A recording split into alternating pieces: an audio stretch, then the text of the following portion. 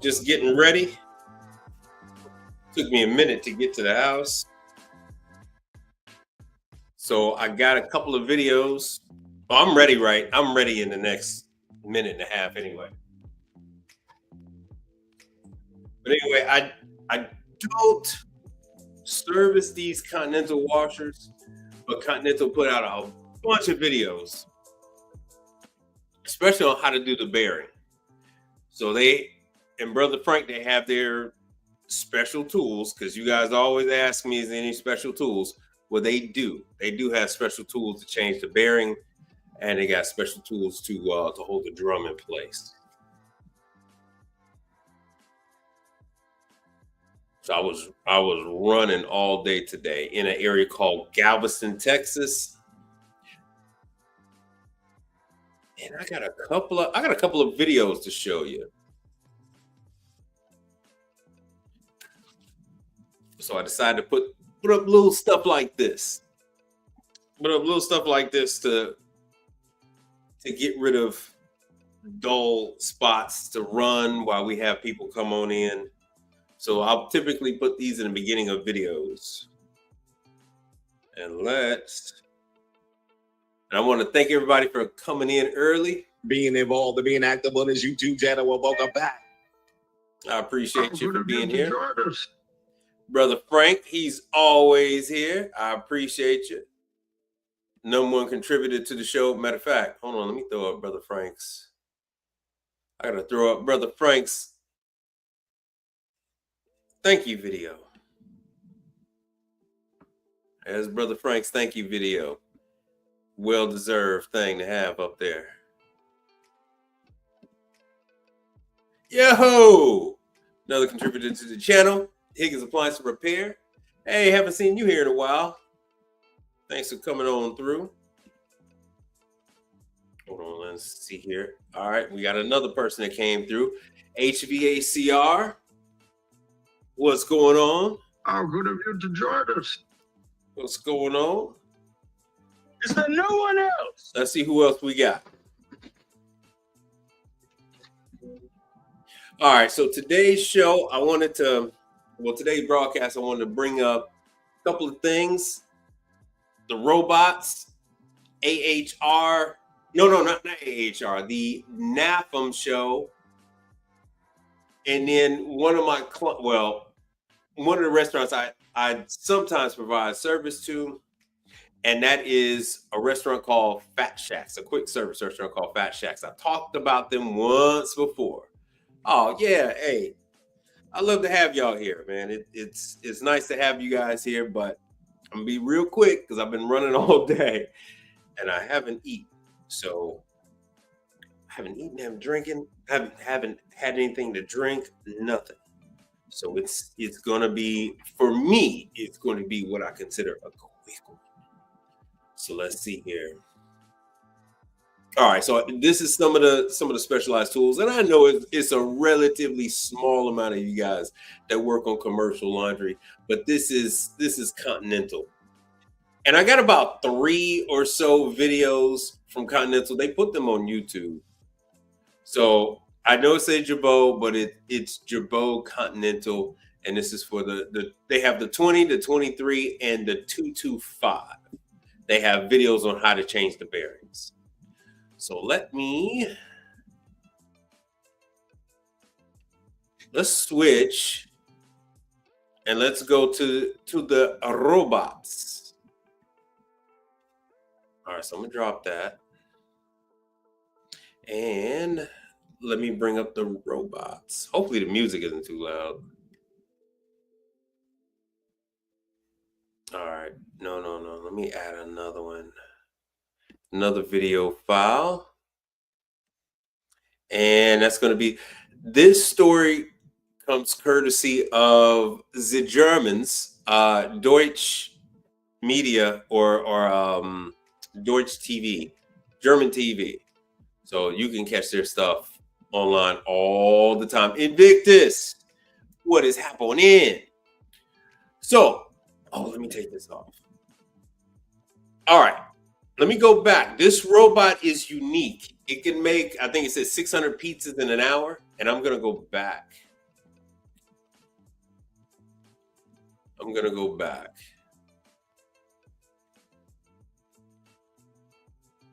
So, to answer the question that you guys had earlier, is AI going to replace us? Are robots going to replace us as far as on the service side? And the answer to that is no, not in the short term. So they designed this robot specifically to, what the hell? Oh, hold on, let me go back. All right, let me go back. I'm sorry. So the my 2 videos aren't in sync. I'm sorry. So this robot was created specifically to do these certain tasks. So this is their entire R&D was put into this.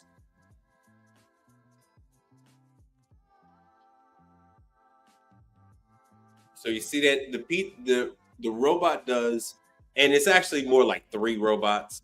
They do about 80 pizzas Oh, I think they said 80 pizzas an hour.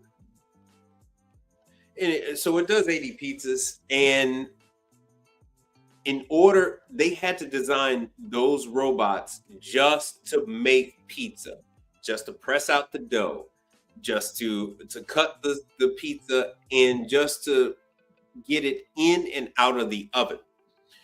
Now, that's in order for you to actually work on those pieces of equipment, just like they have particular robots, they have two robots just to accomplish these tasks. You have to completely re-engineer ovens so that you can work on them. You have to complete every single piece of equipment that you see there, you have to re-engineer it so that a robot can service it, which outweighs the cost of everything. So you're going to redesign. See, they had to redo and the dishwasher robot. So now you have to redesign the unit into modules so that the robot can do it. And not just that, you also have to create the robots. So the robots don't exist to provide the service. There isn't any system set up to do the diagnosing on the systems, much less to work on them. So you're talking about something that is quite a few years away. You're talking about something that the R&D far outstrips whatever benefits you would have. So you see how large these robots are, and those robots are just to serve the pizza. They aren't even the robots aren't even there to do anything else. They don't even serve the pizza. That's a whole nother robot that serves pizza, that serves food. You'd have to then make the robots mobile unless you're going to have the robots stay on site all time in the off chance that you have some kind of service that's needed. So none of it is financially feasible. So at this point in time, it's actually not even feasible in our lifetime. They can't even get this up to scale.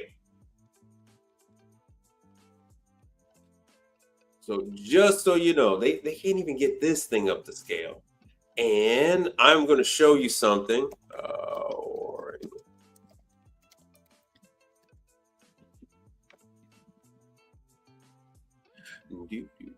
I think I'm gonna bring this thing down. All right, so there we go from the German broadcast company.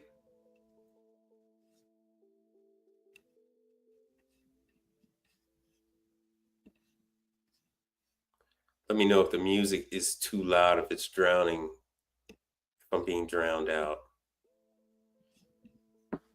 1 second more. I'm going to show you a quick little exercise. This is going to, let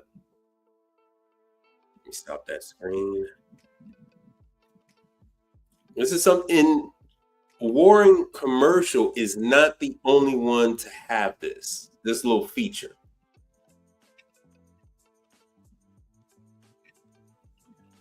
Let me just, let's see here. What do I want to pick?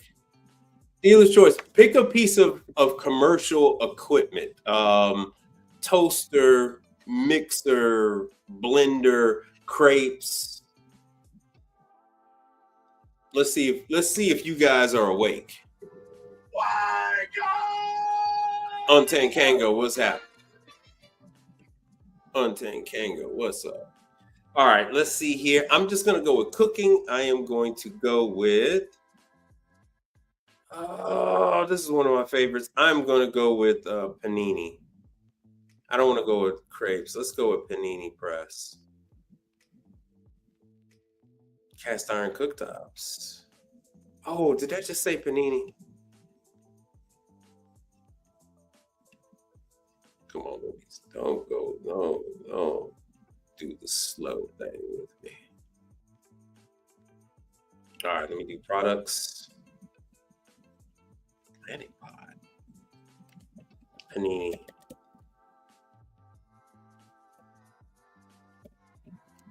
There we go. These are more or less what I'm talking about. We'll go with this. All right, so something that you're going to see more often out in the field, especially like a panini press. Believe it or not, is something that is very important to the operation.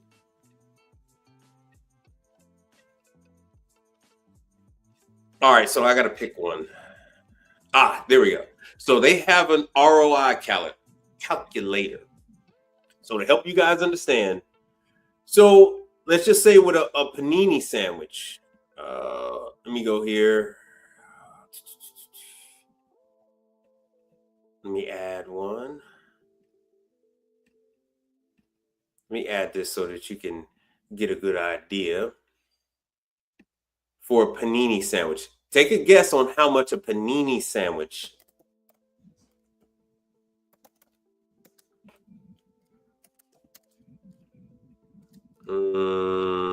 What's Take a guess. And here we go. Ham, apple, and Swiss. I don't want to rest.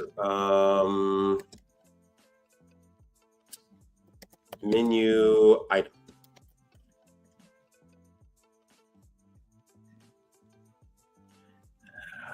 What the hell? Let's see here. I guess this would be as good as any. I don't think you guys would know of any restaurants. Don't seem like you'd be. Let's do this. We do locals.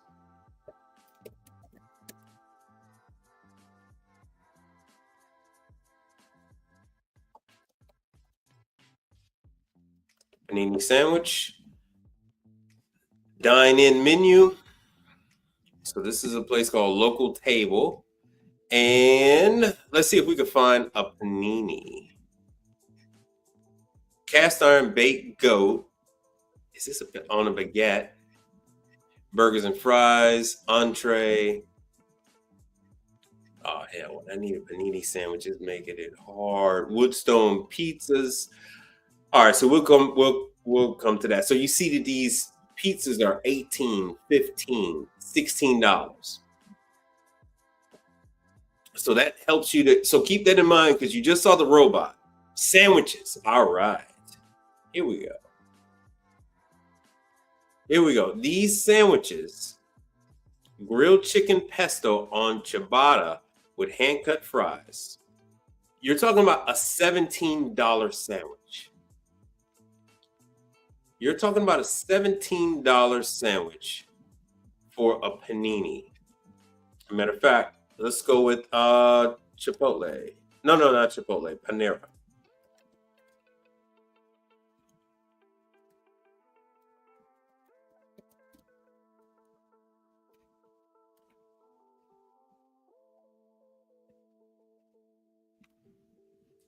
So you see what that cost was.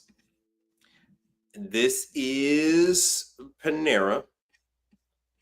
So let's, just so you get the idea of a good two places. Our menu, sandwiches.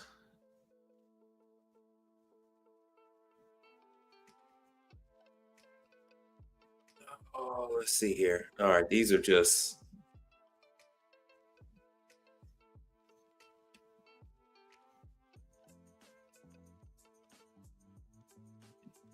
Oh, what we got here?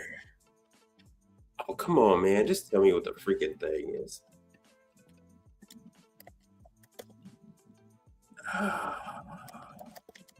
Average cost for a panini.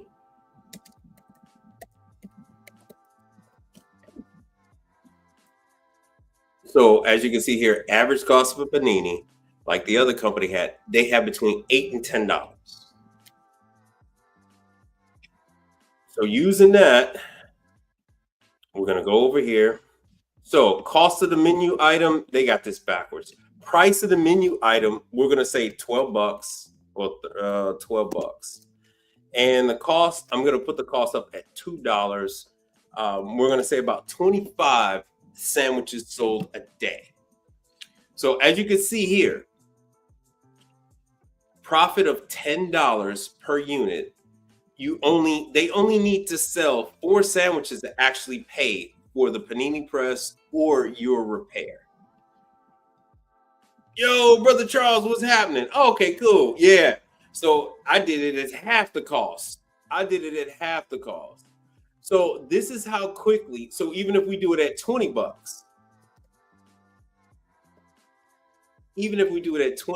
because you got the other panini presses that are, that are about $2,000. So at $20 a sandwich, costing them $2.50 a sandwich, they are they are doing $158,000. $158,000. And just 2 days of sales give them back the $740. Now imagine if the $745 is your repair cost. So let me show you panini press.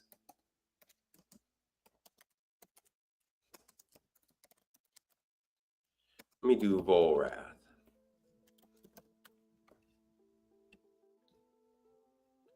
And I'm going to show you a Volrath sandwich prep.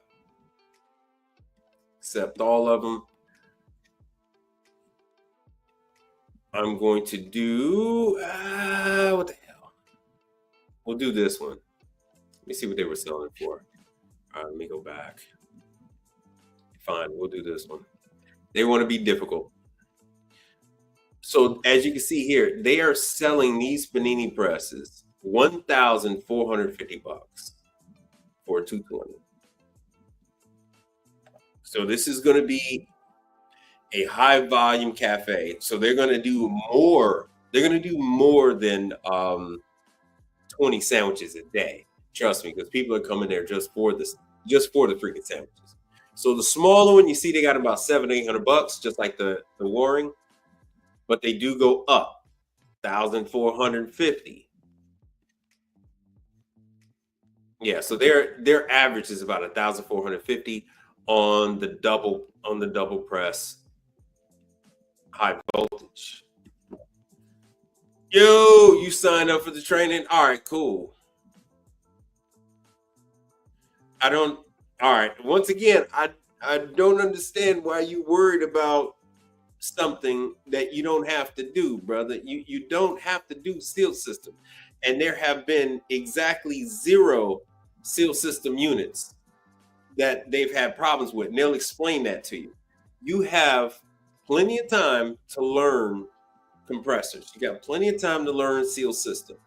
You don't need to service any seal system. Matter of fact, I'm showing you units right now that you could work on.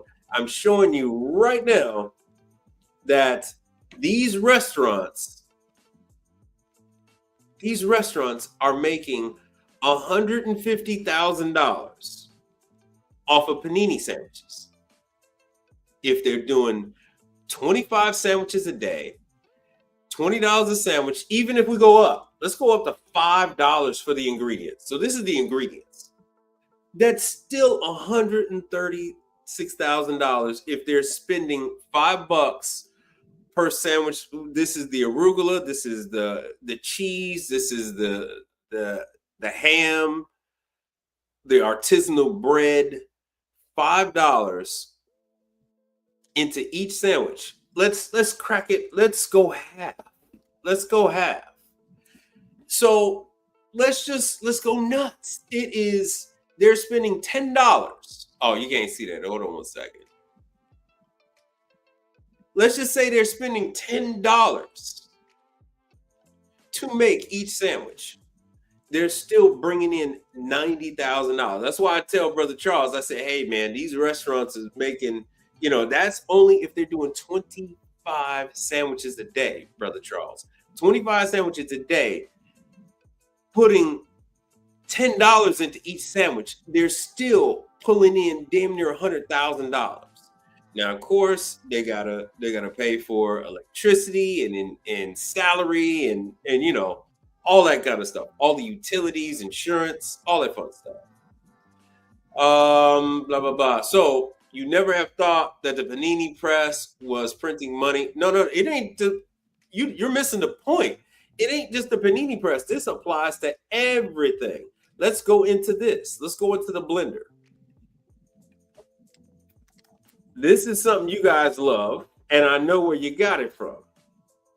So we'll do that. So this is the new Extreme. So they got an adapter and it blends from the top and well, it mixes at the top and blends at the bottom. So let me show you. Let's go to the calculator. Let's go to the calculator. So give me some numbers.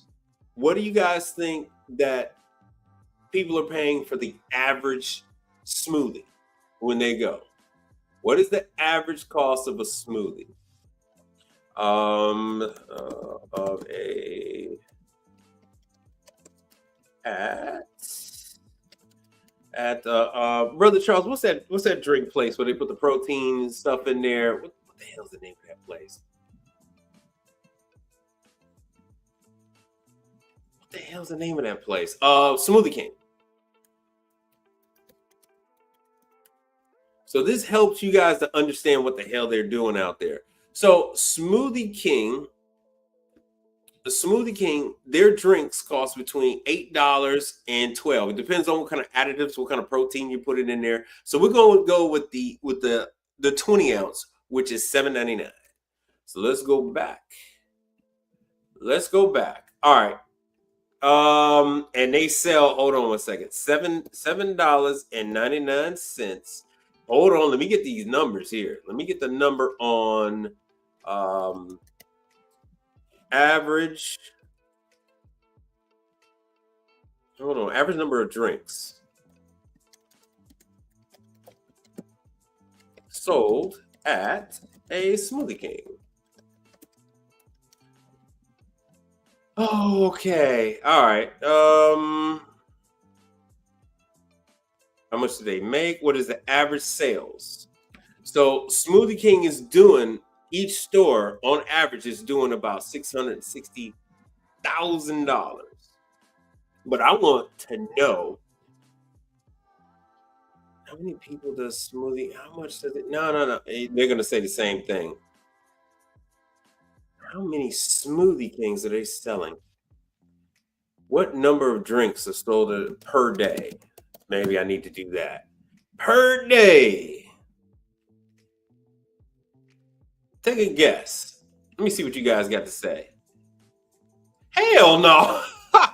Oh, yeah, that's what the drinks are. Yeah, about $12. But let's get to how many they're pushing out the door. How many of these damn drinks they pushing out the door?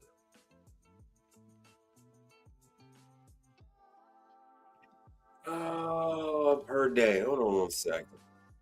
Because it is an obscene number. It is an obscene number. Yeah, so the number I gave you was low with that 600,000. So on average, they're doing, just under $1 million per store per year. Tell you what, I'm just gonna go with I'm gonna go with a low number. Stores per multi. Damn, they gotta have how many drinks they're doing a day. All right, we'll just pick a low number. I'll pick a low number like 200. They're doing 200 a day. We'll put their costs. I'll even put the cost at $3. So as you can see here, I made it a little less, so they're on the upside of the whole thing. So if they're only doing $8, they're not adding any protein shakes in there, no creatine, no none of that stuff. And I know their drinks cost them less than $3 a drink, but they're still doing $300,000. Yeah, working backwards. So that blender is making them 300, and they have four of them. So they need the blenders working. I'm trying to get you guys to understand each and every piece of equipment contributes to the bottom line. Each and every piece of equipment is important to them. They just don't go, oh, that doesn't work, this doesn't work, we'll throw that to the side. Everything matters. Everything is important. Hold on 1 second. What the hell? All right, so I showed this. This is kind of what I wanted to show you there.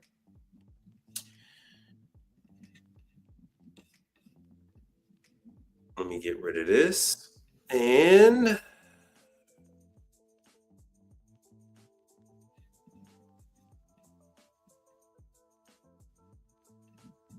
I'm almost ready for the next one. Then I can go into some of what. Yeah, this is just so you can understand. Hey, that panini press makes them $100,000. Um, like it.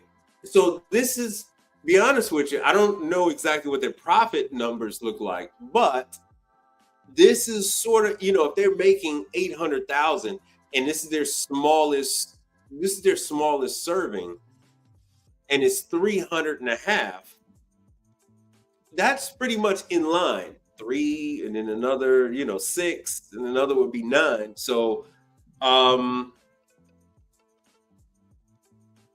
yeah, my apps, but you're getting lost in the weeds, brother. This is examples. The examples. This is what I'm trying to tell you. I'm not talking about absolutes. I'm saying you have to broaden your mind. This is just an example. The panini press,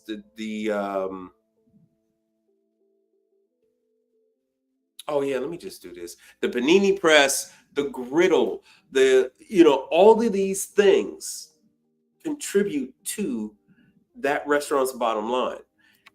Just because you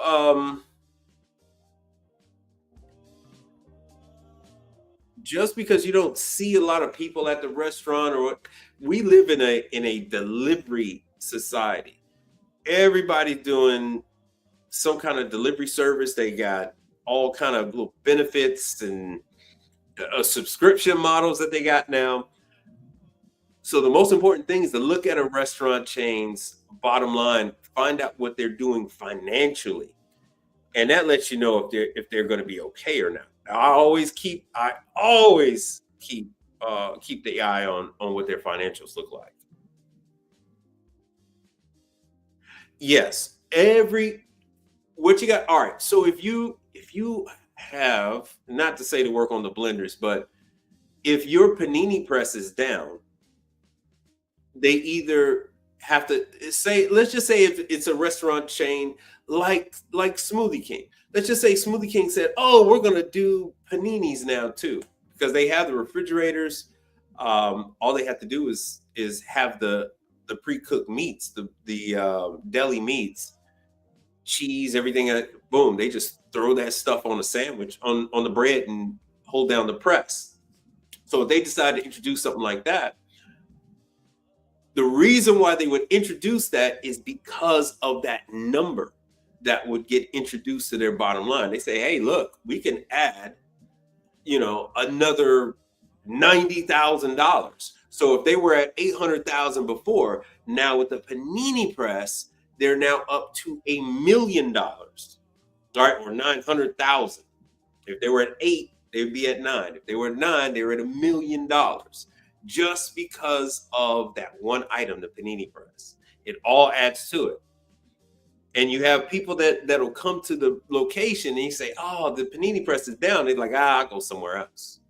Hell, I like your drinks at Smoothie King, but I really wanted a sandwich. I only came here because my girlfriend wanted to drink. I'll get a sandwich, but since you're not doing that, I'm out. Yes, they can afford. Yeah, because you guys have to change your mindset. You think, "Oh man, that's a lot of money," or "Ooh, I can't." Oh, you guys get real nervous. So like, hey, do what you can do. So I'm trying to tell you, if you're going to only do refrigeration and only do refrigeration, if you only want to do hot side, then just do hot side. There are numbers associated with that piece of equipment. And I can go into Corrigo, I can go into EcoTrack and all those different programs that we have. Yes, that's right. Hold on one second. This guy gets it. So, damn.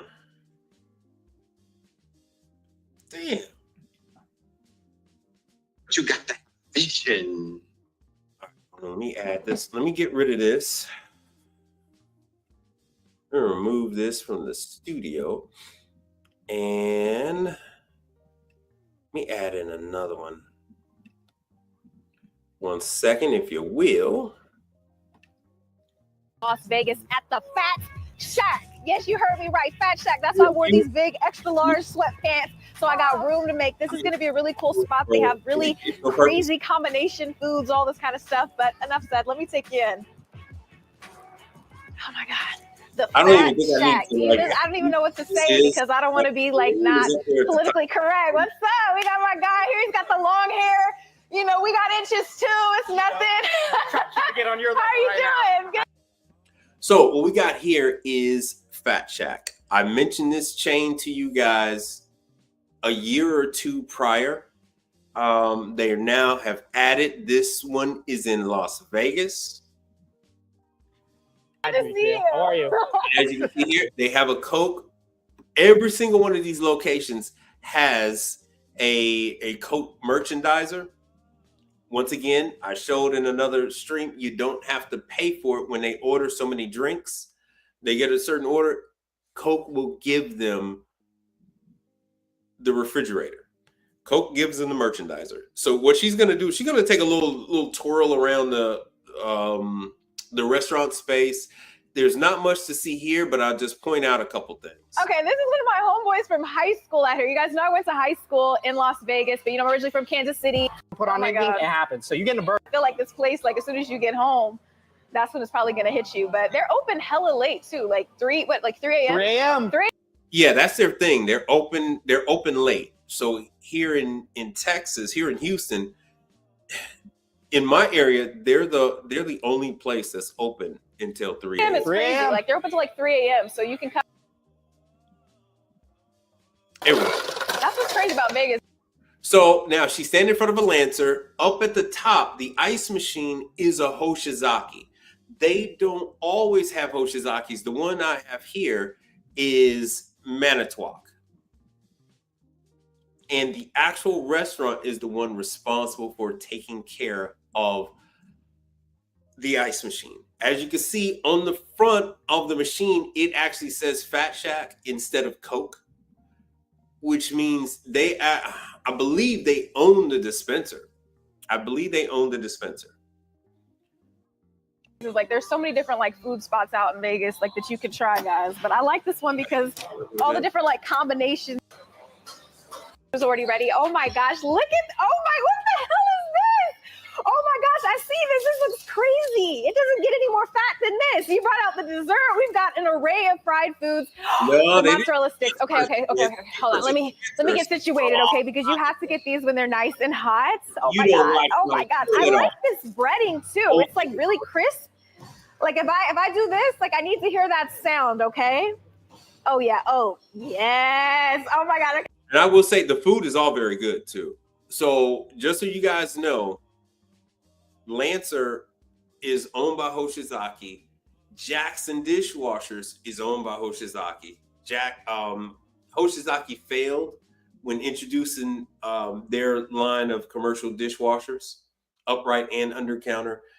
It was a dismal launch. I recently found a brand new unit that was never sold. It was at least 12 years old, and it was still sitting in someone's warehouse. So Hoshizaki owns Lancer, Jackson, and like two other companies. So here we'll get back to the good looking girl. Okay, this is gonna bring out the little kid in me. What? Oh my god! Fat Shack. Oh my, it keeps okay, this is look at that is crazy. Okay, finally. Okay, hold on. And Oh, Fat yeah, Shack is okay. from I need the Midwest, where I'm from. So we got a bunch of That's different so good. restaurants I that love are it. I like love it. It's crisp and the cheese just pulls apart. I love that. I needed to go to like at least here. But I know you guys want to see the real fat stuff. So let's get into the rest here. Okay. All right. What the heck are we doing here? Okay, so this, like I said, I mean, obviously you saw the mozzarella sticks already. That's always a good one. But Yep. all right, the sandwich. So this is called our Fat Shack. This has not everything, but almost everything on the menu Okay. inside of the sandwich. Okay, so we're putting this. Oh yeah, jalapeno Like- poppers. Can't forget the jalapeno poppers. You're gonna do it. Bro, do it right. what is really Do it going right. on right now? This Uh-huh. is crazy. Line Hold 'em up. up. Let me get Line them you up. Line them up. Yep. Make sure you get some I'm every dead. bite. What? You can't have a good sandwich without sauce. This is our newest sauce. We make our sauce in house. Honey jalapeno mustard. Oh, okay, yes. You Actually, can put that on. So this is what Fat Shack does. They put I mean, you can do that. a whole bunch of stuff inside the damn sandwich. Whoa, that's fire. Mhm. Like this. It's gonna be hella spicy, bro. Oh, what'd you say? Come on. Bro, Well, come on. believe it or not, this Ellie, is it reality. Like, is bro, If you're gonna do it, do it right. If you're gonna do it right. 40, bro, I mean, what? Like, 45. So You're good. You're good. You're good. You're good. he's actually pretty I mean, that works too. famous But in Texas. There's gotta be a carnivore about it. Vegas. Bro. you got a little bit of chicken, and that's pretty much the extent of what you got. Bro, this is really good though. You need. I I think you need just a little bit more training.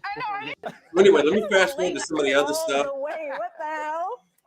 I'm chewing through chicken. Batista's class in Spanish, right? Let me We be done with Batista. class. Sometimes just So the BS. chicken wings, well, you see they're selling, everything is fried. Me, you, Francisco, we go hit some of them wing places. Yeah. that Oh, shop you name. oh you haven't Those seen are complete. anything. Yeah. Wings. Give it a second. Yeah, they Hold were. on. They get Yeah. gummy. Yeah. Look at that. I love this for like the messy eaters out there because it's like with my white shirt, people are like, how you don't get that dirty? I'm like, it's because of ranch. Like this. Very Yeah, the peppery, wing. good, like barbecue. All right, let's see here. We are almost at the end. Yeah, Let's let's go. go. Do it big or go home. Deep fried Twinkie. Deep fried sweet. Deep fried Twinkie. Yeah. hmm And So let me explain to you a little bit. You saw the different food items. A lot of the chicken, a lot of that chicken fries, and then yeah, I know this is a late night spot. This isn't like what you're gonna have for dinner. They're open till 3 a.m. This is like, oh man, I'm hungry. You want to get something? This is that type of.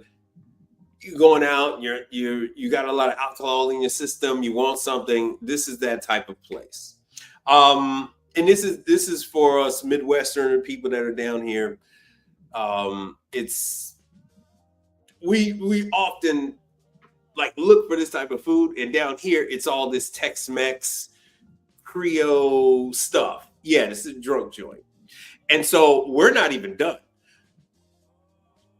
Whenever you see these different food items, they don't want to do the French fries in the same fryer with the chicken, and you don't want to fry your fried desserts in the same fryer that you're doing your chicken. Okay, so each one of these locations has 3 deep fryers. So they got 3 deep fryers. They're gonna have at least about 5 or 6 pieces of refrigeration, and it's gonna vary between freezers and fridges.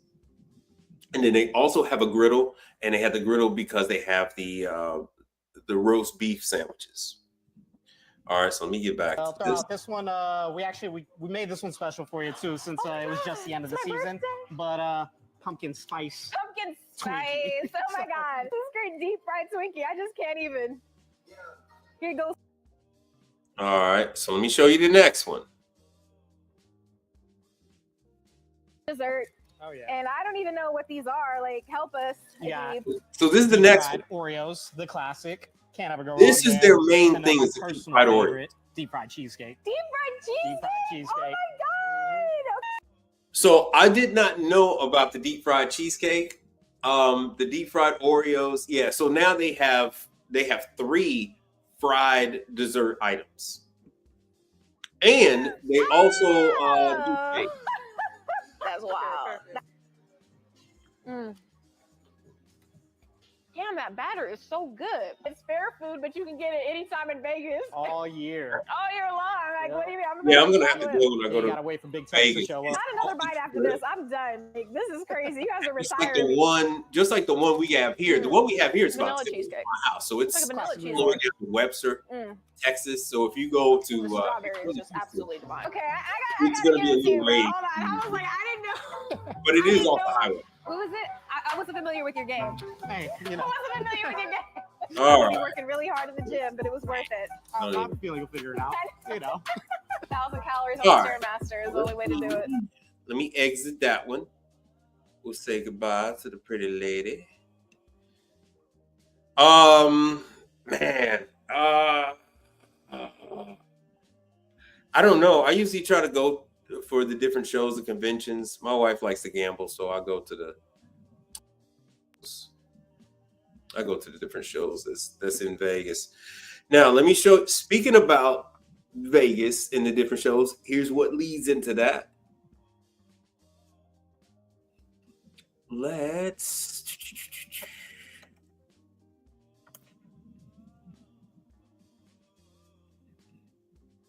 All right, I think we are just about ready.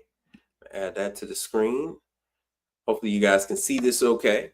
So I wanted to address what you guys were talking about. Here's Spartan. I talk about it all the time. This is where I get my chemicals from. Oh, what the hell? Let me see how I can fast forward through this. How the hell am I going to fast forward through this? All right, so here's Continental. So here's Continental refrigeration. Now, I need you to take a look. I need you to take a look at this damn screen. So this is NAFM that you guys were going goo goo gaga over. Just so you know, the pizza show, NAFM, in these different type of shows, these shows are not made with us in mind. Let me see. Oh, there it is. There's how I can speed fast. These shows are not for us. These shows, if you could look on the screen here, these shows are set up for sales. As you see a lot of women in chef coats. These are not technicians. These are people that run restaurants. These are people that run restaurants. There we go. This is one of my facilities. Here's Crown. Yeah, they didn't really have much other pictures. There's going to be a bunch of other stuff. So Serveware was there. Serveware is kind of a pain in the ass. The decarbonator. There's your brother. He's probably on here. So here's a good example. So here is Accutemp. And I love me some Accutemp. So looking at this picture here, these are the people who you would have to talk to. They are not there to talk to us. They are there to make a sale. They are manning that booth to talk to the next Chick-fil-A, to talk to the next, not Five Guys. Well, yeah, possibly Five Guys. So one of their big claim to fame is a griddle. And it's a griddle that's extremely easy to clean. So their whole goal is to try to gain potential customers. Will they talk to you if you're a service technician? It depends on how they feel. It depends on how they feel. So some people were hitting me up, say, hey man, don't forget about NAFM. I talked about NAFM and the other shows with my beginning of the year stream, talking about these are shows that you need to save up for so you can go ahead and attend these different conventions. And I don't know if this is, I think they were in Vegas. I think they're going to, well, hell, I'll tell you in a minute. So anyway, so these guys are not here to talk to you about about service. At most, they'll go ahead and say, "Hey, call this person, call this number." But they are just there. See all the women that are there? They are just there to find out how the units perform with food items. How fast? What kind of texture are these things going to produce? This is not our show. This is not our show. There we go. So there's my AJ Antunes, which is a very big player. There's Amana with their Express Chef. So Express Chef competes with Turbo Chef. It competes with Mary Chef. A lot of places are converting over to it, mainly because it's now Ali Group. And so when people sell Champion dishwashers, they will offer Champion dishwashers, Isomatic ice machines, Express Chef by ACP, Amana, and they will offer, a lot of other items because it's all under one umbrella. The Moffat oven, Victory, all of this stuff is all owned by Ali Group. Beverage Air, Marico with the hot holding, and there's your Frymaster, because they now own Frymaster too. They had to sell off Manitowoc, but they were able to keep everything else. So Well Built is now under the Ali Group umbrella. Here's Carpigiani. Oh, damn, that's one thing I forgot to mention. Let me go back. I forgot to mention with the Fat Shack, they have every single Fat Shack. After I saw this video, every single Fat Shack has Spaceman. They all have Spaceman shake machines. So Fat Shack sells chocolate shakes and they sell vanilla shakes. They don't sell strawberry, banana, just chocolate or vanilla. So let me go into, that's my CMA. Hold on, let me go back. So this was NAFM. You see all the women there. You see all the guys in suits. This is not, there's Isomatic, like I was telling you. This is not the show for us. If you wanted to go, and there are a lot of other places where you can go ahead and see all the same equipment. This same equipment is going to be at 2 or 3 other shows this year. So they're mainly showing off what they do. Hold on one second. Let me go up. Let me find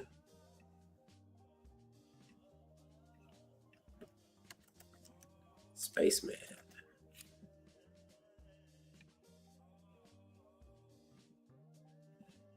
Not the type of Spaceman I was looking for. Let me see here. Spaceman ice cream.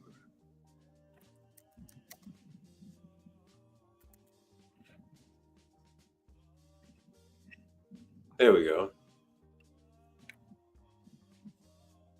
So Spaceman does a lot of these things where they'll make various different drinks, because they can make alcoholic beverages. They sell different units, so they can do soft serve ice cream. They can do shakes. So they compete with Taylor.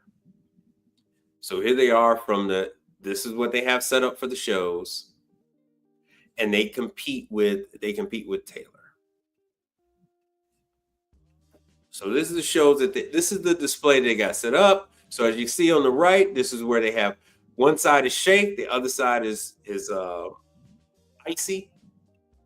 The other side they had soft serve.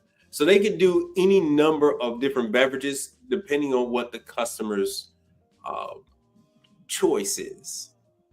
Single barrel, double barrel. And so just so you know, this is what Fat Shack has in their places. Spaceman is heavy on marketing and promotion. At least weekly, they come out with a video. See, here they are. Excuse me, with the vodka and making drinks and stuff, alcoholic beverages. So that is their thing. They do have a large following.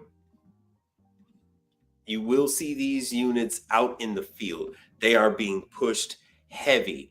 Another chain that is using Spaceman is Black Rock Coffee. All right, so LED's Handyman said, what is your opinion with the supply part from China, and how will it affect the repair work we do on a daily basis? It's only 10%. Let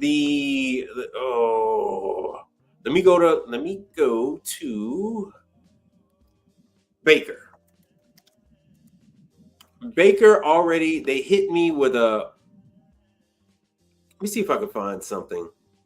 Let me see if I could find one of their, let me see here, specials. They sent me an email, I believe it was today, explaining that the prices are going to go up because of the tariff. Prices on parts are going up. Now, what they're doing is they're just going up across the board.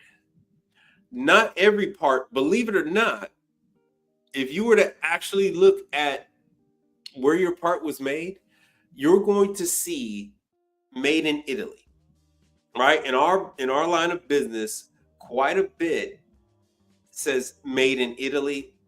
You will find quite a bit that says made in Turkey. Then in Asia, made in Vietnam. Made in Vietnam doesn't fall under those tariffs. The tariff is against China.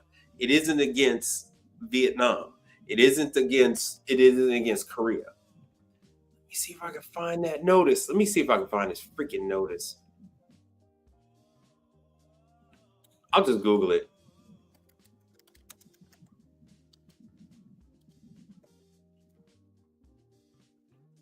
Let me see here. Baker distribution tariff. Bam. Let me see if this is the one from. Shoot.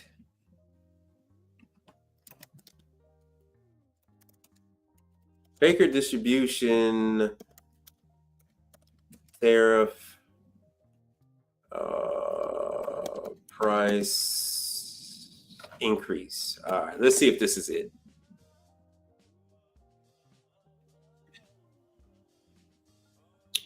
All right. Oh, this is another Baker. This is another. Damn, so many freaking Bakers out there. So anyway, so they're saying, like, this one is saying that February 12th, blah blah blah blah blah. Let me see what they're saying. They're going up with their. This all trickles down because this has something to do with aluminum and steel. Whatever they're producing, they're using aluminum and steel. So some of these guys, as they're saying here, they're going and getting their stuff from Argentina and stuff like that. Man, I want to find this. Hold on.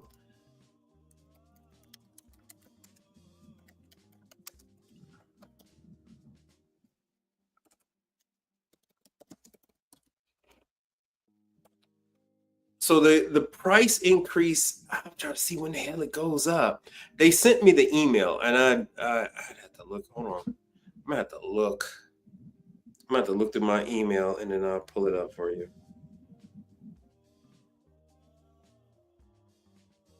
One second.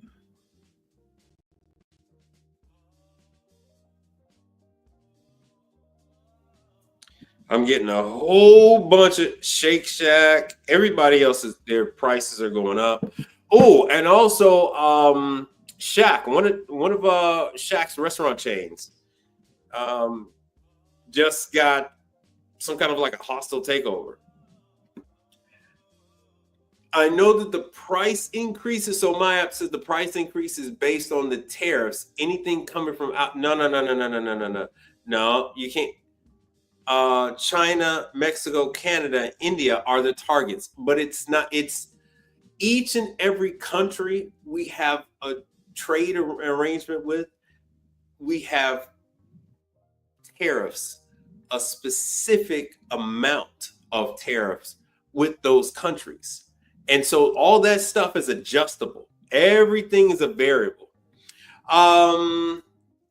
Yo, what's going on? Hey, Mike, you mentioned that Walmart can give contracts to install mini splits some time ago. Can you share the info again, or how do you get on with them?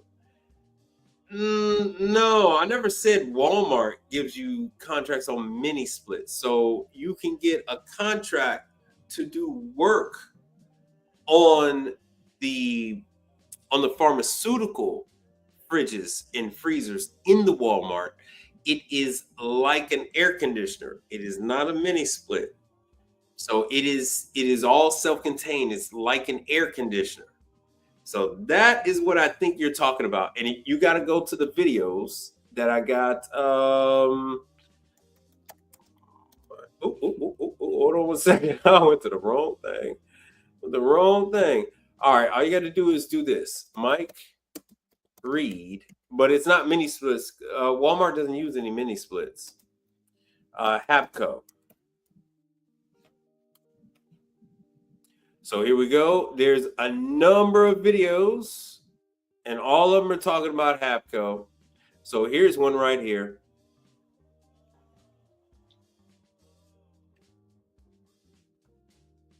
So there's they came through and made an appearance. All right, let me bring that down.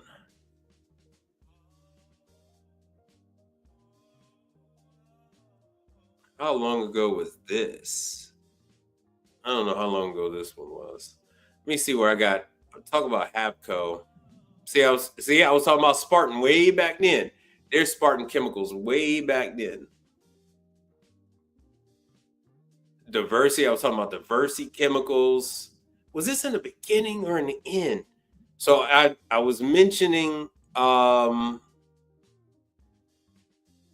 Here's the other brands, like that's master built. So if you want to do Dairy Queen and stuff like that, this is RSG. They own master built and a couple other brands. And Hapco is in this. I think Lear. Is this Lear? Untankango's right there.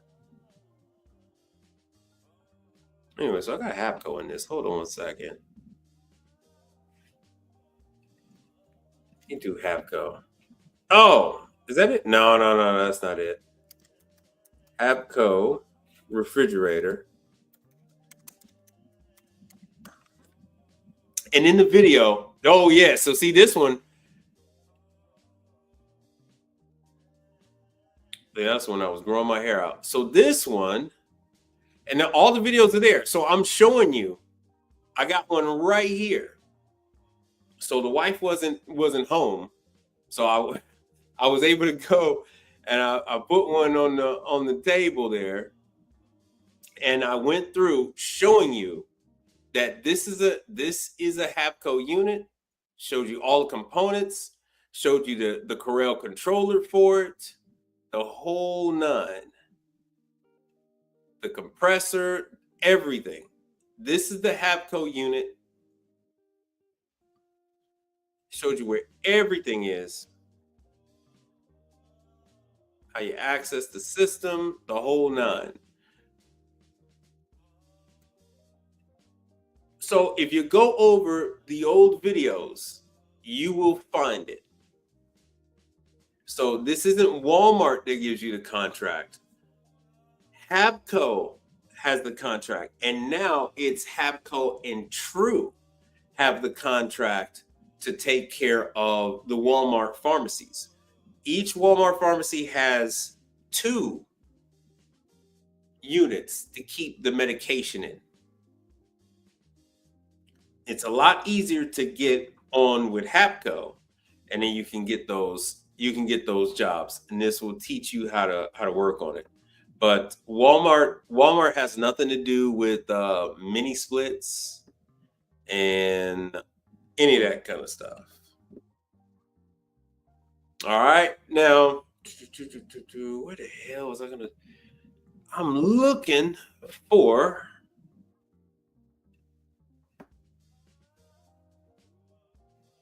Yeah. I did that on a Sunday show and tell. I don't even do Sunday show and tells anymore.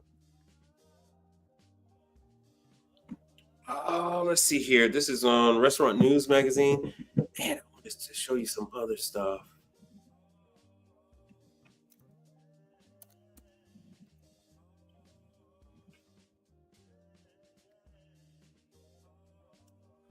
Big Chicken. I think it's Big Chicken.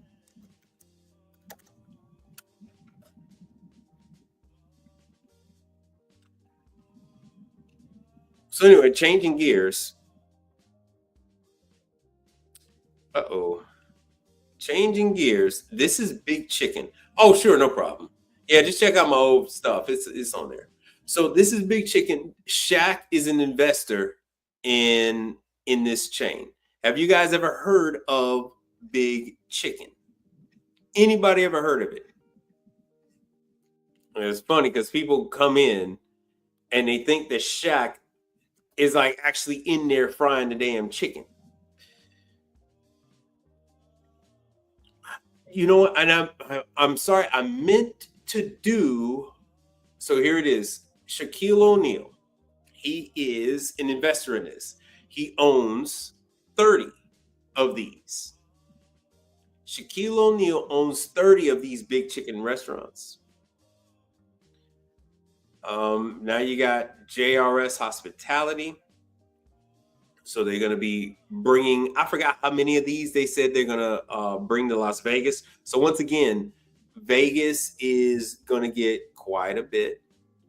And just like I showed you guys before, these companies, $29 billion. So one of the companies, right, that is authentic brands just bought into Big Chicken. So Shaquille O'Neal, Eddie Bauer. So they own all this kind of stuff. They are $129 billion in revenue.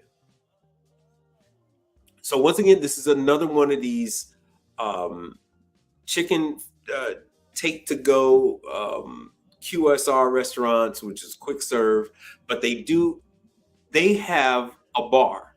So these locations sell liquor.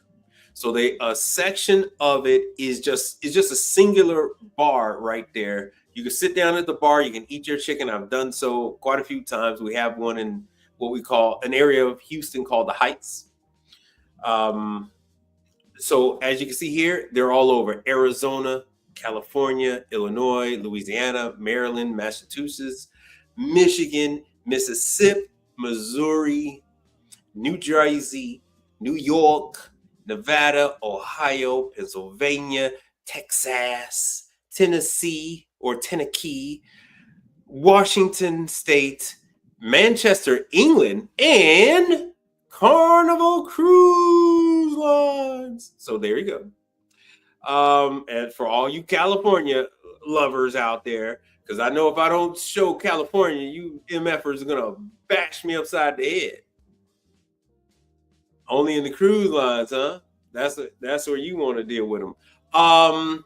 Magic Mountain, Valencia, California, San Diego. Okay, my uncle is down there. He was in the Navy. He was in the Marines. San Diego.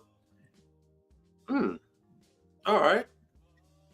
What if my uncle has been down there to eat that? And then here we go, Rosemont. So this is over by the airport, and there's a casino over there. Ask me how I know. Ask me how I know. Arlington Heights. So Arlington Heights is also up by the airport, and that's coming soon. So Synergy, you want to put these locations in clusters.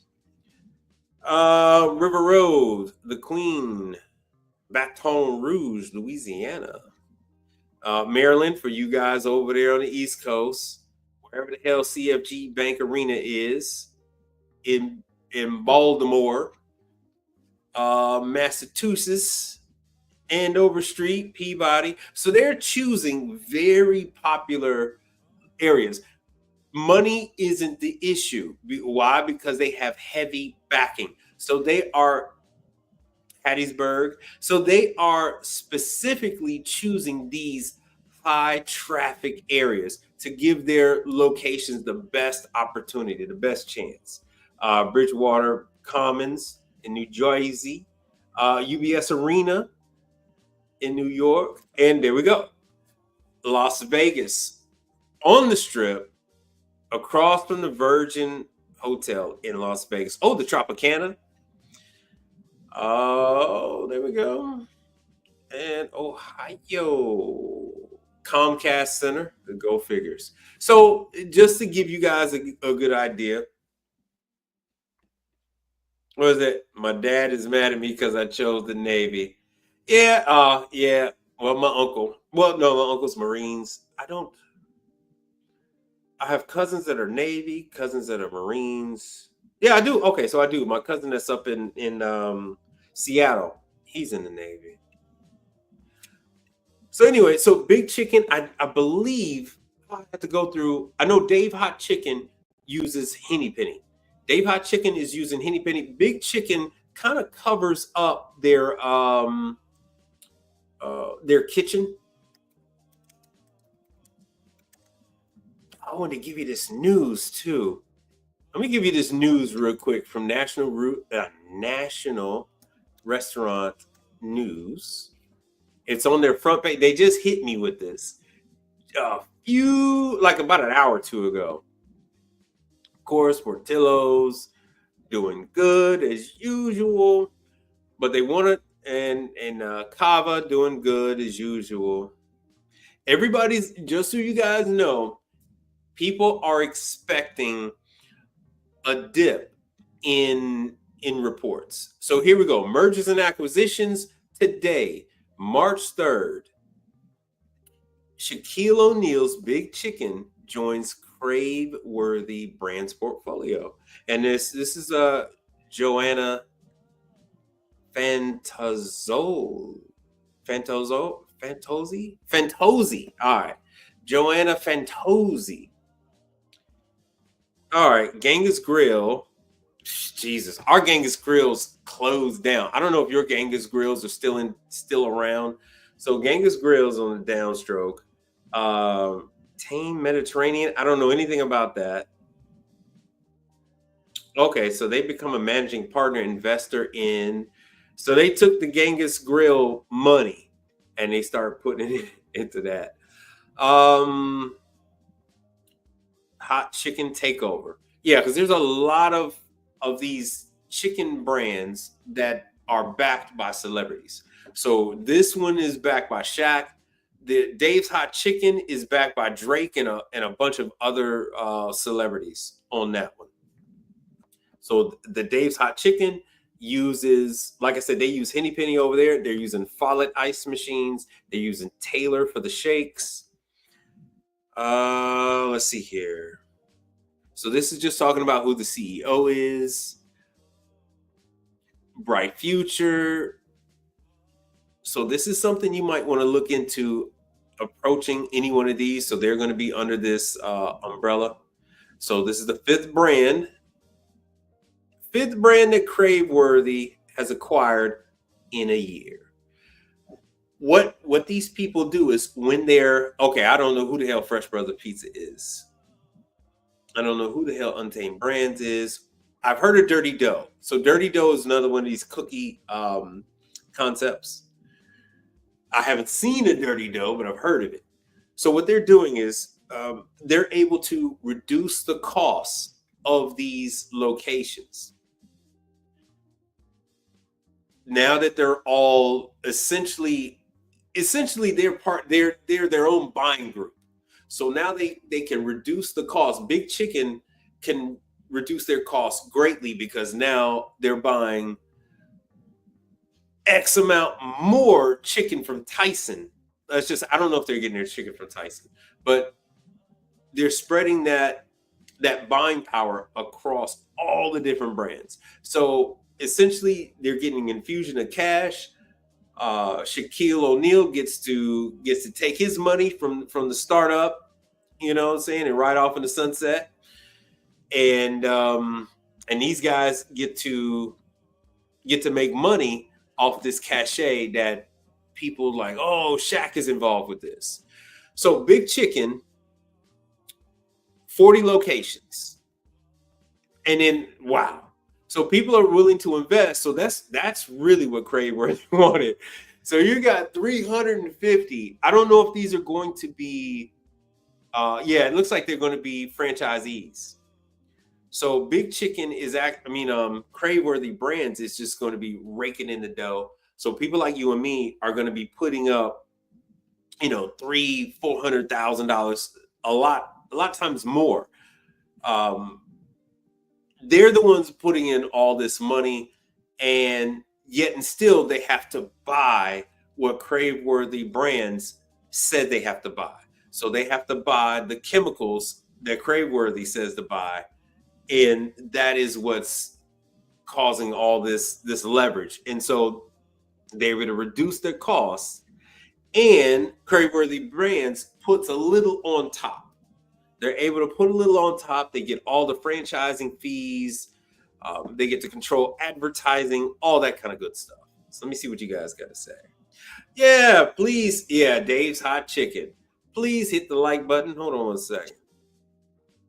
I know I ain't really been hitting y'all up about the Cash App and stuff like that and PayPal, because I know this time of year, people are on the residential side, guys they don't really have it like that. So let me see here what I got. What I got. Where is the like? And I need a video that says hit the damn like button. Hit the like button, people. And if you're watching, most people that watch are subscribed, but if you are not subscribed, please remember to subscribe to the channel. And believe it or not, I don't have a like video.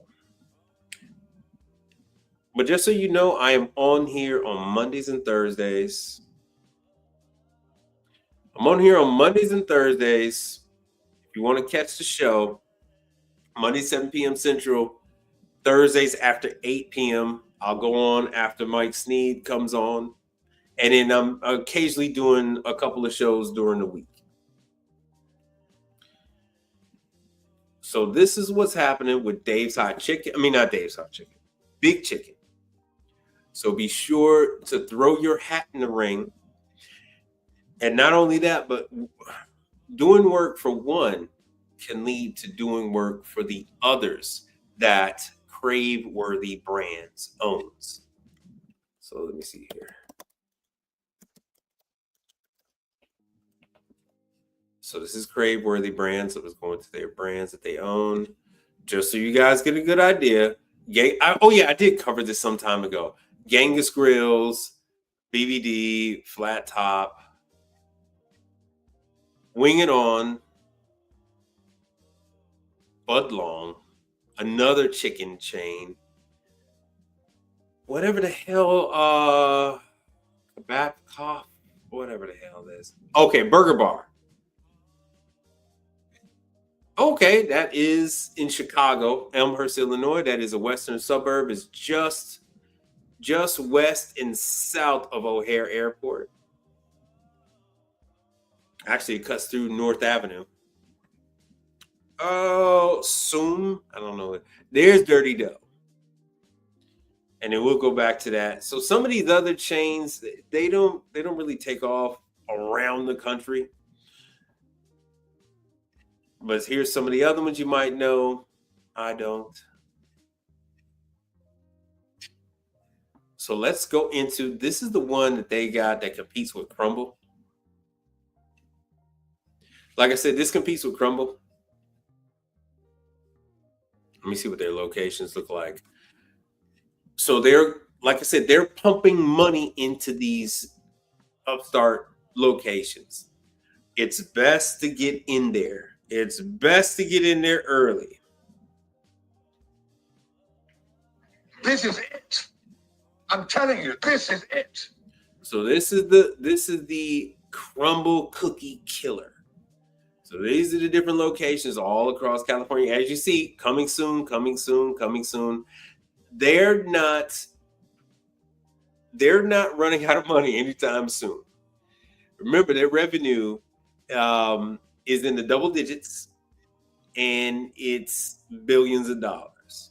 So they have the money to do these, even if people flake on them with opening up. What they'll do is they'll pony up the money themselves. They'll get the location going, and then they will sell the location to a franchisee and step back and just collect the money. Because most of these, they don't actually want to run it themselves. They just want to collect the money. Most people don't want to bother themselves with advertising. All they want to do is serve the people as they come through the door, hire service managers, hire people that are going to cook and collect. If they can get 18%, they're beating the stock market. So they're beating the stock market if they can annually, if they can collect 18% on their money every year, you're beating the stock market. Actually, 12% beats the stock market. And they're able to do that, without going through a stockbroker, because, they're going to take their money too. So these are all the places that you are going to start seeing. Oh yeah, it's a lot of Houston. You're going to start seeing these upstarts, the competition for crumble cookie. And like I said, it just keeps going and going and going. So put your hat in the ring. Even if they haven't, you can see the address. Contact the corporate. Let them know that you exist. Let them know that you would like to take care of their equipment, perform the preventative maintenance, things of that nature. Believe it or not, some of these locations are putting in like a TOSA. It's crazy. It's crazy. All right. So, yeah, please hit the like button. And hold on, if you would like to buy me, a drink, if you'd like to buy me a sandwich, my own panini, that's how you can do so. Now, what are you talking about, LED Handyman, with the AC? Because remember, I do not service air conditioners. I do not do AC. A lot of people think that. News about Walmart getting into HVAC. So let's see here. I can't get into that. ACHRN News, which is the industry magazine. All right, so we'll go into that. ACHRN News. We'll do Walmart HVAC. Walmart getting it. See, it's more than one way to skin a cat. Walmart getting into HVAC. New partnership to function as a lead generation service for Bryant contractors. So all they're doing is you got to be a Bryant contractor. So you got to already service Bryant systems. So they're doing pretty much like because they're trying to catch up with Amazon. So Amazon already has something very similar to this. But this is only going to affect you if you're a Bryant dealer. So I don't know what the particulars are going to be, if they're going to, get a percentage or something.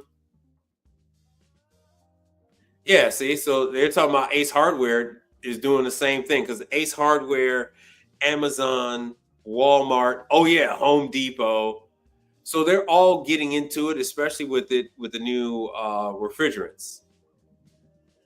A customer goes into the store, buys an air conditioner, and gets matched up with a contractor to install it. So Ace Hardware is already doing it, and then Walmart wants to do it too. Now, the second largest e-commerce provider, because they bought Jet. Walmart bought Jet.com. Walmart.com launched a new service platform for HVAC, going with Bryant. So you have to be a Bryant dealer. That is the thing. So how many of you service Bryant? So this isn't for the repair. This is just for the sale of a unit. Oh, no, he wasn't. I don't think he was asking about that. I don't think he was asking about that because does Bryant even sell split system?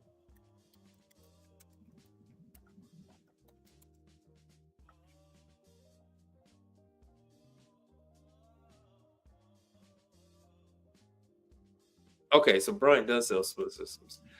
Yeah, so this is what they are. Walmart is doing.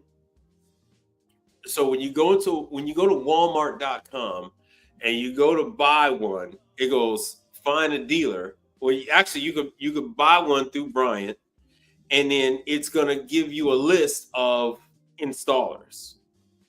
In order to be on that list, you have to be a Bryant installer.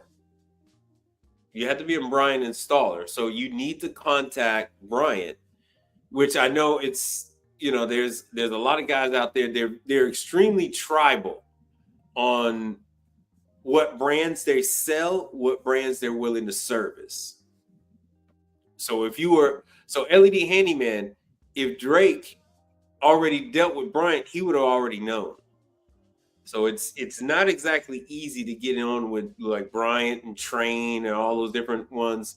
They don't let you in on these type of deals. These are only for their premier dealers and installers. So that's you guys wouldn't be able to get in on this anyway. See, about Bryant, they don't even have. You got to become a dealer, and once you become a dealer, then you can get on the installer program. So this is something that why become a Bryant dealer, blah, blah, blah. So as you see, nothing there is about installing, because in order to install, you got to be a dealer. We have the tools and training. In order to get that, you have to become a dealer. We have the tools and training. So you basically you got to pick your tribe. You got to pick your tribe. So that's why I don't need to really go into this kind of stuff, because if you are on that team, then you would already know about it. Like I said, that stuff is for the HVAC guys. This is not HVAC. I teach you guys about information for,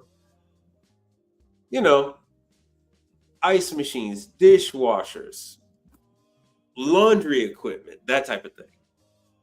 I don't get off into the HVAC.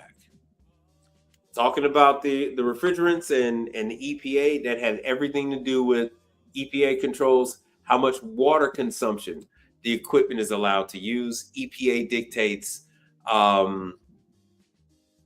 electrical usage, the electrical draw, the amperage of the equipment. So how many watts is equipment using per year and all that kind of stuff. That is what the EPA deals with, along with refrigeration. All right, let me see here.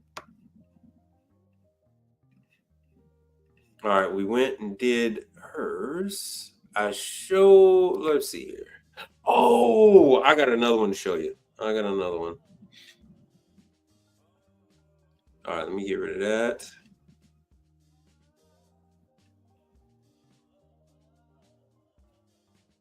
Nope, hold on. Remove that.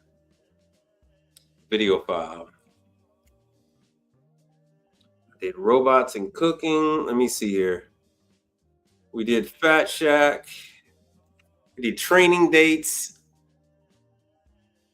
This is nuts. Whenever I'm trying to find a video, I can never find it. I did robots and pizza. We did the Continental. What the hell is this? That's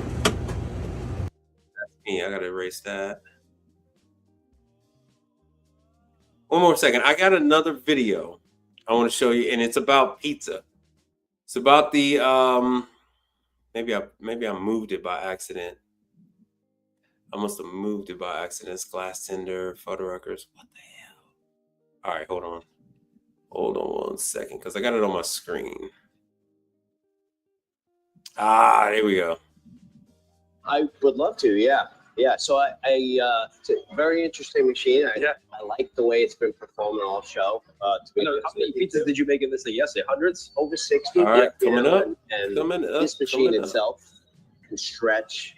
I mean, upwards, I forget the number, 200 pizzas an hour. That's crazy. Yeah, it takes 15 seconds. What's that? Pizza guys, as we get older, that's like we get less and less productive with making pizza, right? For sure. All right, Seems here to we be go. Going that way. Yeah. You know, All right, let me bring it back. Yeah. Things that you and I Yeah. doing. The system Oh, for the industry changing Yeah. a little bit, making it a Yeah. little easier. And then this will open up a dough bowl with a raised crust, nice and even throughout. The more your dough is tempered out of the walk-in, yeah. So I very interesting machine. I like the way it's built for all show. How many pizzas did you make in this thing yesterday? Hundreds? Over 60. Yeah. You know, and this So, machine itself. What we got here stretch, is pizzas sorry an about hour. that. That's crazy. Yeah, it takes 15 seconds. What's that? Pizza guys, as we get older, that's like we get less and less productive with making pizza, right? For sure. The industry seems to be going that way as Yeah. far as, you know, the hand stretched dough. Yeah. Things that you and I can't go do. back. All right. The system or the industry changing it a little bit, making it a little easier. And then this will open up a dough bowl with a raised crust, nice and even throughout. The more 1 your second. dough is Fair tempered use. out of the walk-in and at room temperature, I feel like the better if we're stretching it as well. My dough's a little cold. We got Come it. on, man. It's been out for a few hours, so we'll see how it stretches. But yeah, nice raised crust. We want to talk Didn't about. compromise the integrity of the dough. Okay. Still Okay. got the air pocket. Let me finish this one up real Yeah, quick, and then we'll it's still talk there, about it that. wasn't all pressed out, and even on the outer corner, Joe, Because I it am had air. It hungry. wasn't like that tight, you know, it's tight.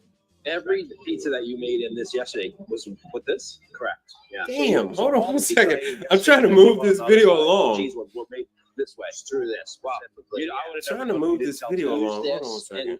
and actually that stone conveyor. Yeah.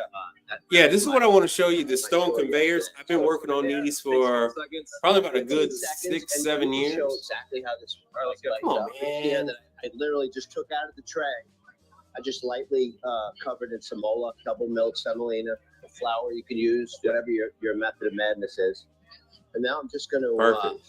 Would love to, yeah. Here, I pull this completely All out. right, cool. You'll notice that ring light. Let me stop that one. That's where I want to get my dough in the center of that, right? Right on that line. Okay. We'll see how it. If you put a square Hold on one dough- second. I got a Dough couple of gonna come videos out, planned. okay? There You it can is. actively make it round. There it is. So This the is why I idea couldn't is find to it. One put second. round dough ball That's why I couldn't in find the the damn center. thing. I would love to. Sorry about it. I got so Yeah, many I- things I, planned. It's a very interesting machine. So many like the freaking way things it's been planned. performing. All right, so To be- now I can control the damn video. So this was at the pizza show. This is Fiero brand. This is the stone conveyor. I deal with about 4 or 5 different brands they're essentially the same pizza oven.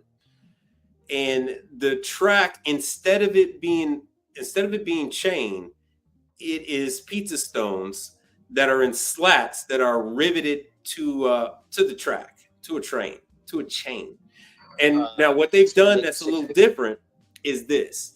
They've added this prep area. The problem that they had with these ovens before, and this is pretty much, it's not the same as the Dragon, but it's very similar to the Dragon. It is, hold on. It is the same, but it is different. Damn, I don't have it. We are same. So Same, I'm gonna same. stretch out 16 inches. But What I'm going different. to do is I'm going But to try and do it as different. quick as I can here. So they used to get a lot of service calls used to come because the pizza wouldn't make it onto the chain. It wouldn't make it onto the chain to go through the conveyor. It would get smushed up and all that kind of stuff. Thanks. And as you can see, this is not the Appreciate crowd. Nobody there is really going to be answering your questions on how to become a service provider for the brand. When people ask me about these shows, and it's like, I get to make pizza all day. Right. He don't give Yes, a damn that's about what I what grew you up want to with. know. He does not care. No. Yeah, it's electric. As I keep telling you guys time and time again, everything I showed you today on the hot side has all been electric. All those griddles were electric. The panini press, everything, bun toasters, all that stuff is electric. This is electric too. You can get it in gas, but of course they don't have gas at the show. So all the ones at the show are going to be electric, and so you have different voltages with electric as well. So We not are only always striving to- we are a family HVAC business, and we are always. So not only, oh yeah, I missed some of it.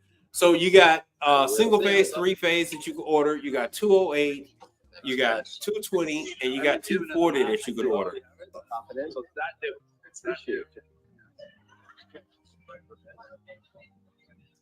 There we go. Now, like I said, when the dough is a little colder, I'm gonna pinch on the outer corner showing like All right, that. so There we are. these are electric. The vast majority of commercial equipment that you're going to run into is electric. It is not gas. The vast majority is electric. The combi ovens, you're going to run into them. The vast majority are going to be electric. Your pizza ovens. The new ones are, I don't even think people are even ordering those in gas. The reason for that is because gas has such a whiplash. Gas comes on, it's going to heat up the oven, then the gas shuts off, the oven then cools down. When it's electric, you have an even constant heat, which is what all these people want. They don't want the whiplash of the temperature going up and down. So most locations are opting for Does that look right? electric. So most are going to be electric. So you will find your gas deep fryers, I pick things up quick. but don't be surprised if you run into all electric deep fryers. I'm sorry? So this is what they've done to alleviate. So this little added extension allows Right. for a make line during the process like that. If you wanted to get creative and have toppings. So this make line, as he's talking about, this make line, they came up with this because you had, as you see now, look at the pizza as it makes the transition. He's still gonna have to. I think he's still gonna mess with it a little bit, and especially that's just cheese. When you start to put pepperoni, sausages, and things like that, bell pepper and things on top of that, they still have to mess with the pizza. But before that, they used to be in a rush with the pizza peel, trying to get the pizza on there and trying to time it so it wouldn't stretch the dough. And so watch this. So you had inexperienced people working with these ovens, and they had an extremely difficult time. So you see now you actually have 3 different materials helping to make the damn transition onto the stones. And so these are lots of work. Lots of work. I just got a call on one, not this brand, but a previous one in the California. He had his is all electric. He does mass production. He does par baked pizza crust. Boboli. He competes with Boboli for par baked pizza crust. So he makes his own pizza crust. He packages it and sells it frozen to local restaurants. Or even if I had like a food truck, I would then go to him and buy a case or 2 of pizza crust. Balancing using gravity? What do you mean balancing using gravity? So yeah, I would then go ahead and buy a case of his pizza crust and then put my stuff on there, see how it's stretching. And then he's gonna go mess with it and put stuff back. So it's still not as foolproof as they would like. Like if it's at a go-kart facility a driving range, that type of thing, and they're serving pizzas off of this thing. They want to just put the raw product on the conveyor and walk away. As you see, you still can't just put it. Now he's gone and messed with it twice. Putting a little weight on the dough. No, that you still, when you put a little weight on the dough, it'll curl under. So it still has to make this transition. But prior to this, I have some in the garage. They had like a sort of like a wind scoop, a foil, a fin that you put on a race car. You know, that big fin that's on the back. We used to install that, like what's in the front. We used to have one that was angled onto the pizza stones, so that they can put it on there and slide it. They used to try everything, cornmeal, all that, and it was never just one location. Every single location had the same problem, because you have people who are not pizza makers. They're making hamburgers, they're making nachos, and then you ask them to go ahead and put these pizzas on that conveyor so that it comes through and it's nice and still crisp, as if it went through a deck oven. And the problem you had was getting it off the peel or getting it off the landing onto the actual stones. That was the damn problem. So this is something that they've come up with. This is 2.0. This is 2.0 on these pizza stones. And as you could tell with the video, some are broken and some are not. They used to come the stone would come the entire length of the conveyor belt with just 2 rivets on each end. And looking at this, some of the stones are whole and some are cracked in the middle.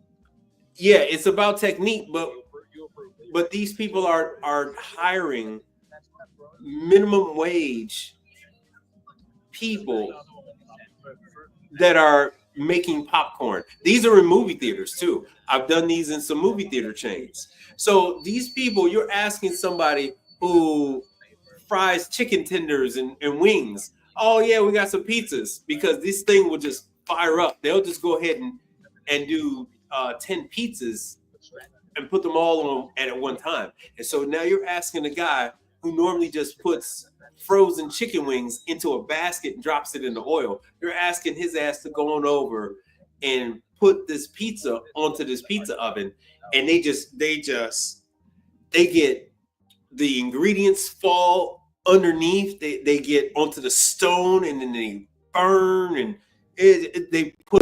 they do the cornmeal. They get the cornmeal falls between the slats. It ends up on the sauce. They put too much sauce. The sauce and the cornmeal fall in between the slats. They fall on the heating elements and then they burn. So then it's smoky in the kitchen area. Even though they have an exhaust hood, it's still smoky. That sauce, I would have to go in there and take the oven partially apart, and there would be a layer about this thick worth of food items, sauce and cheese and things like that bubbled over off of the pizzas. If you can imagine, they might be doing 600 pizzas in a day, 600 pizzas in a night.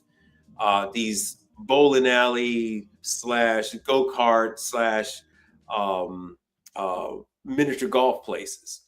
And they're doing $600 or 700 pizzas in a night. Now, if you watched earlier, you saw the calculation, you saw the machine, and how, hey, look, if you're doing 100 of anything times X amount, you're going to make quite a bit of money over a period of a year. So these things generate quite a bit, especially with the cost of pizza. Hold on one second. Especially with the cost of pizza being what it is.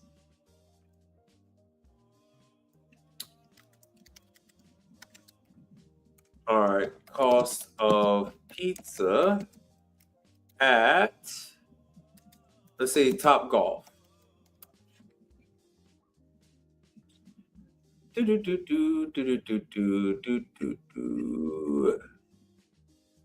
so see, they're doing a completely different style of pizza. How the hell do I order this? How the hell do I order the damn pizza? All right, let me do Birmingham, Alabama. View the menu.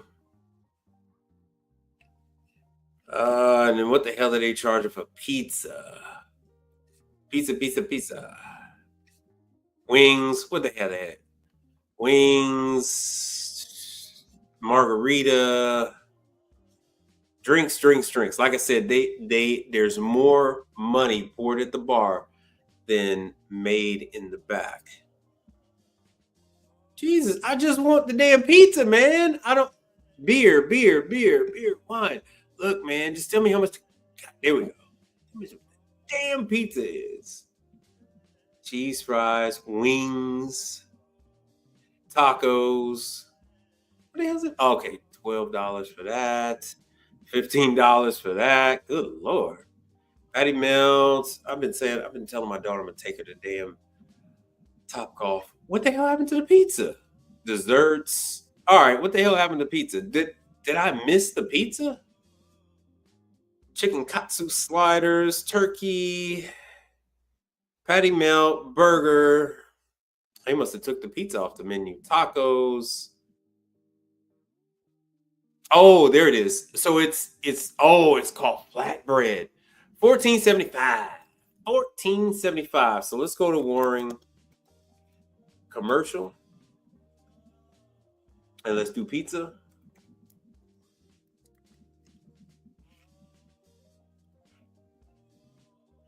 And let's see here. What the hell? All right, we'll do that. So we will go with the cost. And what was it? It was $14.95. $14.95. Let's just say they do 150 a night. And if it costs them $14, I'm gonna say it costs them $5. So here we go. So if each pizza costs them $5 and they are selling it for $14.95, I'm sorry, flatbread. So if each flatbread costs them $14.95, they're making a profit of $9.95. And that's only at 150 pizzas. Yeah, it was an art. And actually it still is. That's why they're selling flatbreads, because trying to sell pizza, you either get it right or you fall flat. So the Top Golf crowd, they want, something a little better than that. Matter of fact, let me see if I can have Cut Movie Theaters. Because Cut Movie Theaters has that. Movie theater, let's see here. Cut Movie Theater, Cypress. Yo, Higgins Appliance, you missed the pizza maker. Who twisted the dough in front of you? makes you want to eat it more. Yeah, I know. So this is Cinemark. This is one of the chains that this pizza chain. I mean, pizza. They might as well be a pizza chain. This movie theater chain with this particular brand, it's called Cut by Cinemark. They not only have one pizza oven, they have two. So they have a it's a 40. Oh God, is it the Fiero? I'll come up with the name in a minute. So they have the round Italian brick oven pizza with the stone that rotates. And then they have the other fast moving conveyor pizza oven, because they do know that there are two different customers that are going to order pizza. My daughter doesn't want the same pizza that I want. My daughter wants something like Pizza Hut, Domino's. Well, actually, my daughter likes Mott's. So my daughter likes Mott's. She wants something like Mott's, you know, and I'm gonna want like a margarita pizza. All right. So my app says, doesn't Warring have crazy requirements to become a servicer? Yeah, they want you to have your own. It's not crazy, really. It's no different than if you wanted to deal with coffee machines. The thing with the Warring equipment, and remember, I'm using Warring because they have, and you're not, I never mentioned Warring to you because you're not going to qualify. So they want you to have your own facility because these people are going to take the equipment from their restaurant and bring it to you, drop it off, right? Warring wants you to have X amount of parts. They want pictures and videos of your workstation. Exactly like if you're going to work on DeLonghi fully automatic coffee machines. So if you're going to be doing WMF, you're going to be doing DeLonghi, you're going to be doing I can't think of it. Any of the espresso machines, they want you to have a place where people are going to bring the machines to you, and then they want dedicated areas for you to place all of those parts. And it's the same thing with Warring. So when you're dealing with Warring, you're not going to. Hold on, where to go? Damn it, I got rid of it. Oh no, I got it. So it's this warmer is what is it? It's 1,000. It's a double deck pizza oven. It's $1,100. So the customers will pay you. Some of them will pay you up to the $1,000 at least one time. Why are they paying you that amount of money? Because they're going to make that amount of money that night. All right, they're making $500,000 off of this pizza oven. $500,000 off of this pizza oven. You know, you more than likely you're looking at $12. Let's just say it's at at a roller rink. They want better though. So it's going to be 12. They're going to be paying more like $3 a pizza. So you're still at $500,000. And they're going to be doing a lot more than 150 pizzas. So let's just say they do 250 pizzas a day, $12 a pizza. We'll even bring it down to $10 a pizza. $10 a pizza. Let's just say it's one of those daycare or amusement parks. So let's just say it's a concession stand. It's a concession stand, and they're open for the season, and they're doing way more, but we're going to average it out to be about 250 pizzas. Nice size concession, nice size, stadium, or let's just say it's a cafeteria for a school, and they're selling $10 pizzas. The kids are going to share. We'll bring it down. We'll bring it down to $5 a pizza. And these are small pizzas. So even if they're small pizzas, they're $5 a piece. They cost $2. They're making $3 profit. They're still doing $250,000 if they're doing 250 pizzas a day. Let's just say it's one of these schools where they got 3,000 students. They got 3,000 students and they got to charge them for pizza. This is more or less what they're making off of that sucker. You must put yourself in the mindset. So my apps, you will not work for Warring. You're not set up to do this kind of stuff. And into the profit, you're not set up to actually generate a profit off of working on this type of stuff. The profit comes when you actually have the parts and you're being funneled all of these calls from that one particular manufacturer. So that manufacturer knows you have the equipment. You're buying the parts from them. You got it. They keep track of every part that you got, and they're steadily funneling those to you. And so very much like the pizza deal here, you're doing a volume situation, pretty much like those cell phone shops. You're doing a volume type of deal. But other than that, on your own, you just go ahead and let me see here. I wanted to show you this and what they're charging for the food and drink real quick, and then I'll go into, you can just get the stuff from Parstown. And once again, I gave you guys the information on how you go to get trained on this equipment. And see, they're selling this stuff. You don't even have to be in the movie. You don't even have to be in the movie theater to get this.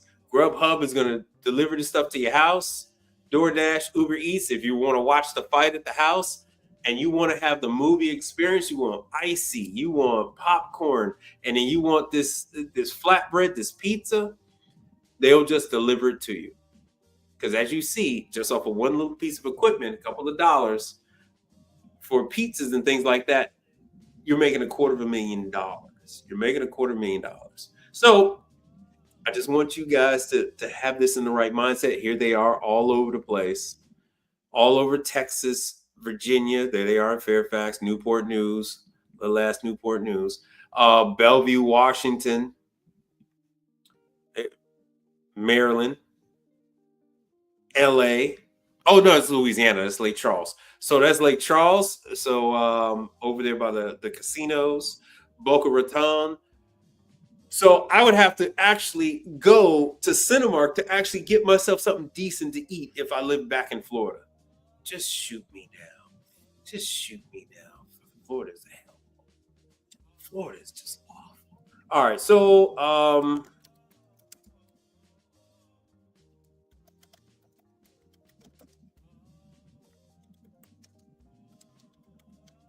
let me see here. Ah, damn, spell parts sound wrong. So let me see here. Warring. Oh, I said wire.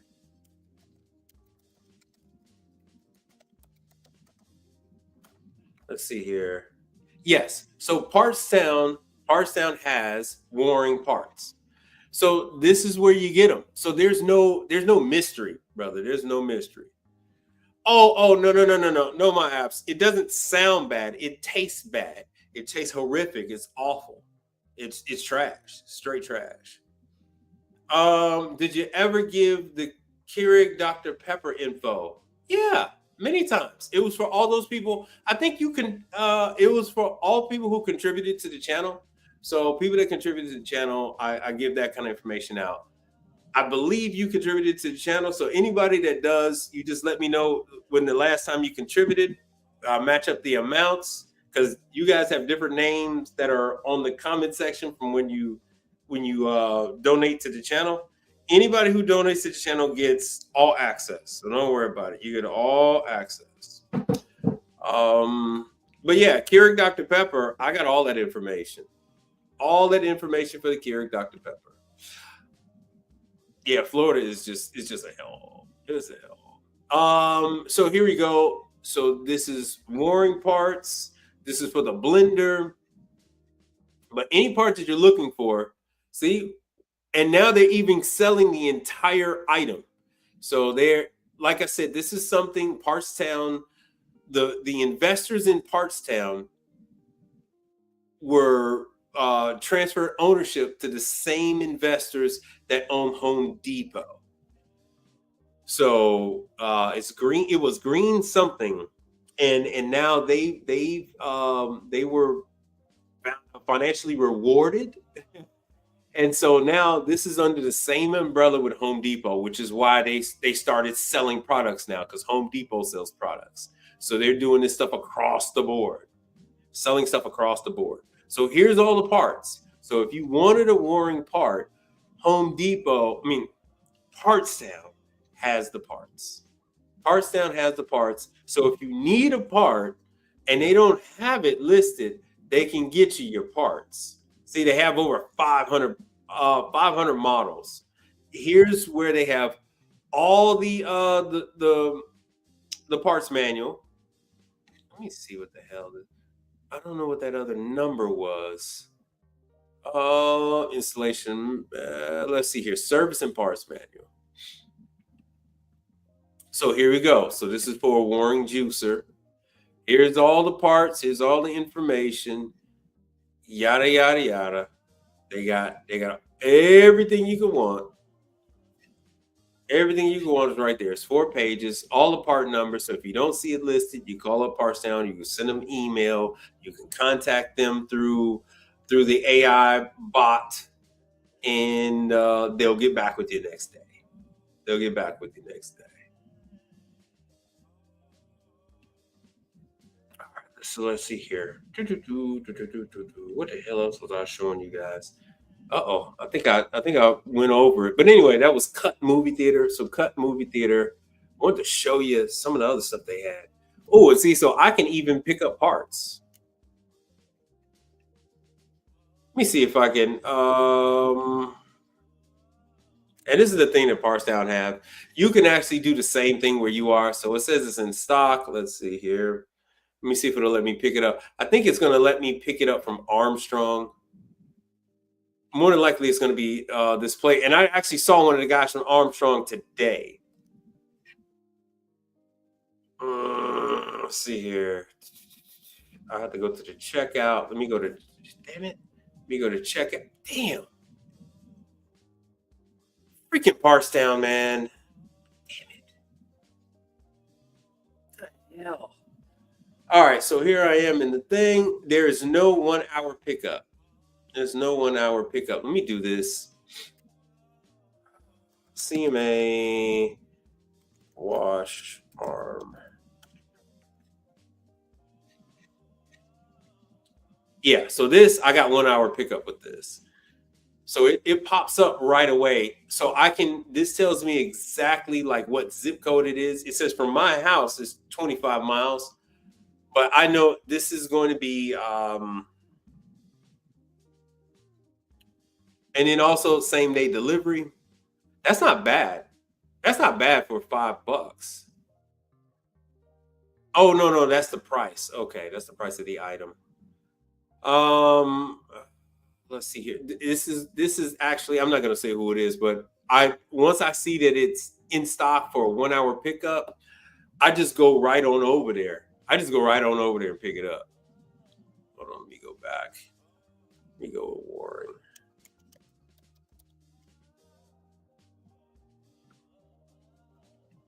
I've never actually looked up anything with Waring. Oh, let's see here. Let me see what I can do with the, let's see here. Element.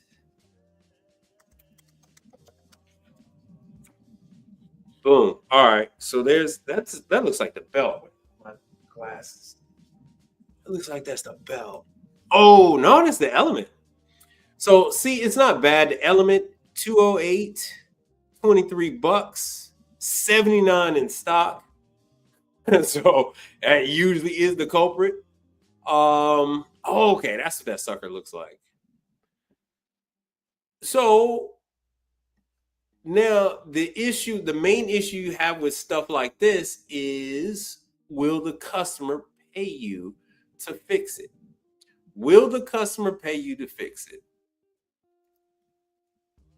So that's the thing.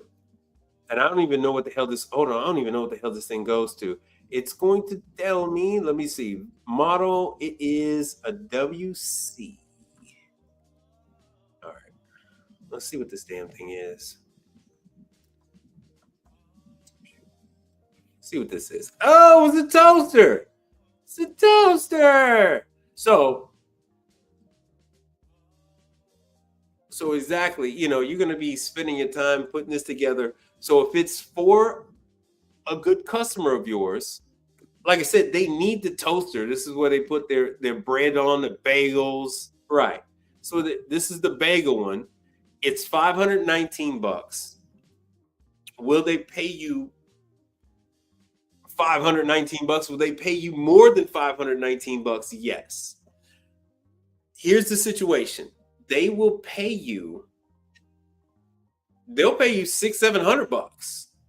They'll pay you to go ahead and fix that toaster because they need the toaster. They need the toaster. They have to do the bagel. If they don't have the toaster, now they have to take the bread, they have to put it on a griddle that's also taking up space that would be with eggs and sausage and something else. And it only takes one customer. One customer that says, hey, I'm a vegan. This bagel tastes like beef. And now you got a problem. Okay? Now you got a real serious problem. So you gotta keep that in mind. You gotta keep that in mind. But you got to have vision. Right? So that's what's going on with that. That's why they would want that fixed. And then they would just go ahead and order one. And they say, okay, when this thing breaks again, we're going to just go ahead. Oh, see, this thing does 380 slices in an hour. 380 slices in 1 hour. So you see, when I say these things, they're going to sell 100, 200 in a day.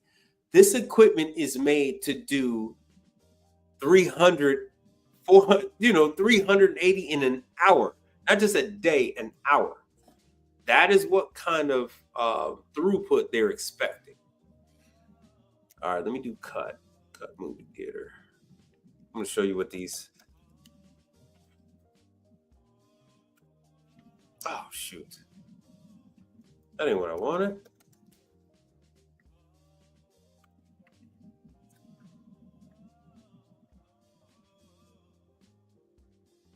All right, and then we're going to go back to food and drink because this is where they make their money.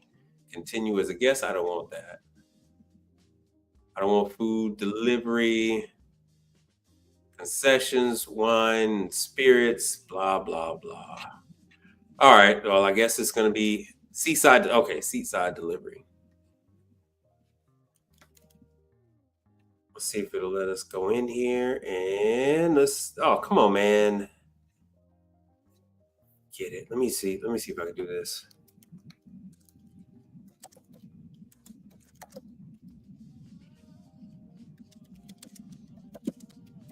Menu items for cut movie theater. They do everything and costs. All right, so they specifically hide this stuff. They hide this stuff. See, so once again, concessions help pay for things like employee salary. Movie theaters only get 40%, so they don't even get half of what you give them for the movie. Movie theaters receive 40% of each ticket. So they make their money from the food. They make their money from the food. Why does the food cost so much? They are marking up the food 400%. 400%. Remember, I told you guys about movie theaters before. Oh man, Mike, I don't know. All the excuses you guys give me. Many theaters rely on concessions for a substantial portion of their revenue. Your nice movie theaters like Cut, they have gelato, they have hard ice cream, they're selling liquor, they're selling pizza, artisanal pizza, that kind of stuff. Ooh, maybe now I'll be able to see. Maybe now I'll be able to see some damn prices. Let's see. Maybe now, so you guys can get a good idea. Oh, okay. Fresh food. All right, so they consider that fresh food. What the hell? Man, they are. No, I don't want concession. I don't want concession. Dude, they are making this. They are keeping this away from prying eyes. Away feature items. Let's see what we can find. No, they're trying to keep this away from me. They are definitely trying to keep this away from me. But anyway, when you go to the movies, you're paying like $50. You're paying like $50 per person for food. Straight up. I don't know how many of you guys go to the movie, to the nice ones that you sit down and eat. That's what you're looking at. That is what you're looking at. All right, hold on 1 second. Average cost of cut movie.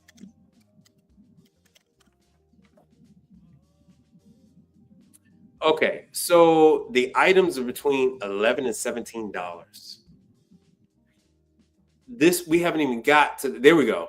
So here's the burgers are $16. The nachos are $16. That's the nachos. That is the freaking nachos. But the burgers are $16.50. So if we go on over here and we do $16.50. $16.50. How much you think it costs? How much do you think it costs to make a freaking burger? Let me hear you guys in the chat. How much do you think it costs to make a freaking burger in the chat? And we'll stick with the $2.50. I'll go all out and I'll say, even though it doesn't, I'll say $6. I'll say $6.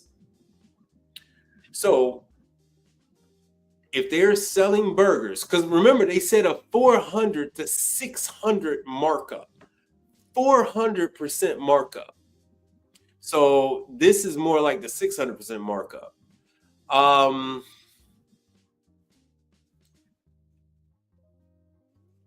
So if it costs them $6 for the frozen burger patty, which should be like $1, the slice of cheese, the mushroom, the horseradish or the barbecue sauce, whatever the hell they're putting on there, the 2 pieces of bacon, it doesn't come up to $6. For $6, you could actually make 6 damn sandwiches. You can make 6 burgers for $6. But even with a cost of $6 per burger, where the hell it go? Even with this cost, $6 per burger for a burger with bacon, barbecue sauce, cheese, mayo, and then onions. I forgot about the onions. You can judge for yourself how much that's going to cost. They're talking about $1 million. $1 million, 250 people order burgers because each movie theater is going to hold, let's just say 40, 50 people. 40, 50 people. $250. That's $1 million annually. Yeah, thank you. $6 at most. Yeah, sure, man. You got to message me. Hit me up on IG or one of the services, and I'll go ahead and give you the Dr. Pepper information. So $6 at most. So everything is important. You guys want to say, "Oh man, it's just this, it's just that." Look, they need that piece of equipment to make this money. They need that equipment to make this money. So I'm using Warren because they have this calculator. They have this. Now here's the toasters that I typically work on. These are the toasters that I work on right here. So they will pay you to fix these. Yes, it's $850. Most of them I work on around $1,000. And they'll pay you a couple of times to go ahead and work on them before they just go ahead and get a new one. Oh, okay. Hold on one second. Ooh, oh, check you out. Yeah. I got you. Oh, thank you very much. Oh, okay. Thank you very much. I appreciate it.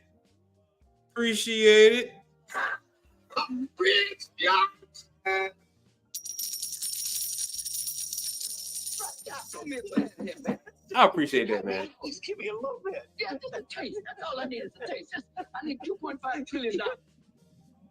I had one I was gonna do All right. So let me see here. Okay, I'll just do a screenshot. So I got your email address.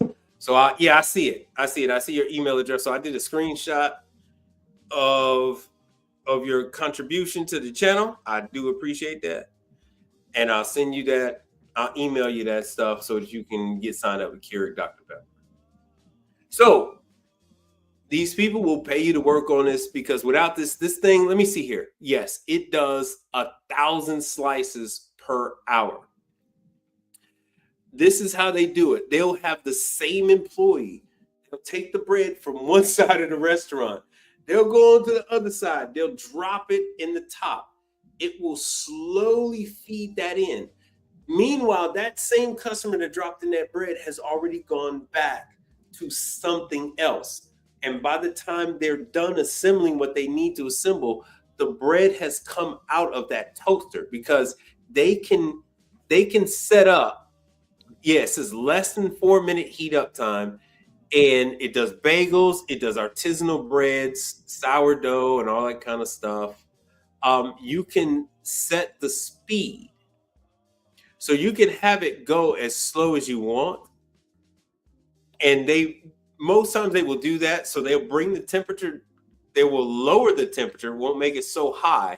They'll lower it, but then they'll make the speed slower. And then that gives them a nice even toast on the bread. And meanwhile, they've got everything else together. The bread is ready. They put the bread with whatever the hell else they got. And, away that item goes out the door. Remember, 1,000 slices an hour. 1,000 slices an hour. So I am giving you guys, I know these numbers seem high, 400, 300, 150. These things are designed to do 1,000 pieces. So you saw this one did 1,000. The other one was like 800. These things are made. These people are kicking out some stuff. No, well, yeah. Panera has made some changes. So I think Panera. Now that you mention it, I think Panera has switched to this.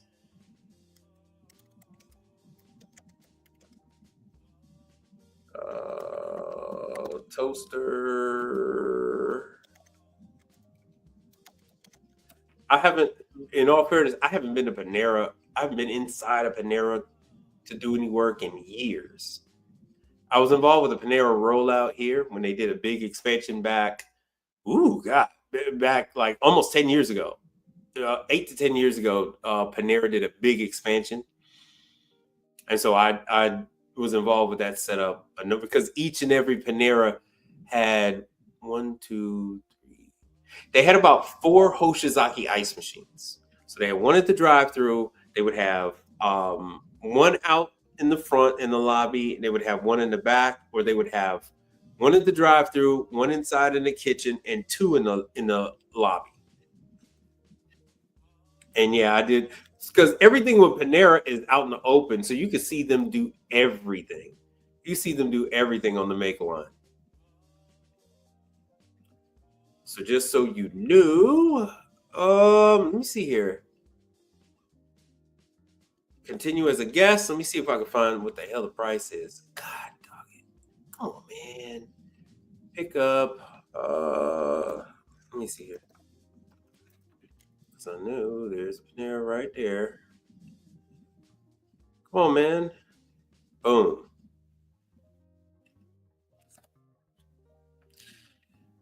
All right, where's the damn cost, man? Let me get the damn cost. Yeah, I know it's closed. Show me the damn money. Okay, so see this sandwich is $12.39. So these things are not cheap. These things are not cheap. They need that bun toaster because they have a set number of people. They're already paying them $20 an hour. I don't know if you caught that in the background. I don't know if you caught that. It was $20 an hour is what they're paying their people. Oh, let me go back. Yes. So does Panera Bread pay $20 an hour? So in some places they are paying they're paying $20 an hour. Every piece of equipment is important. Every piece of equipment is needed. So they got the bun toaster.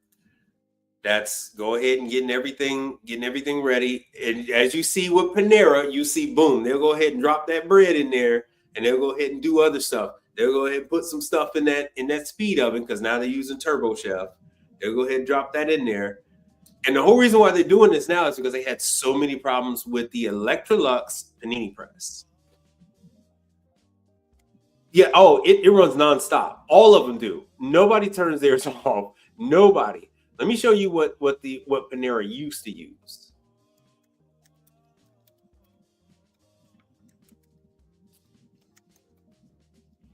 Panini press 208 volt. So this is what Panera bread used to use.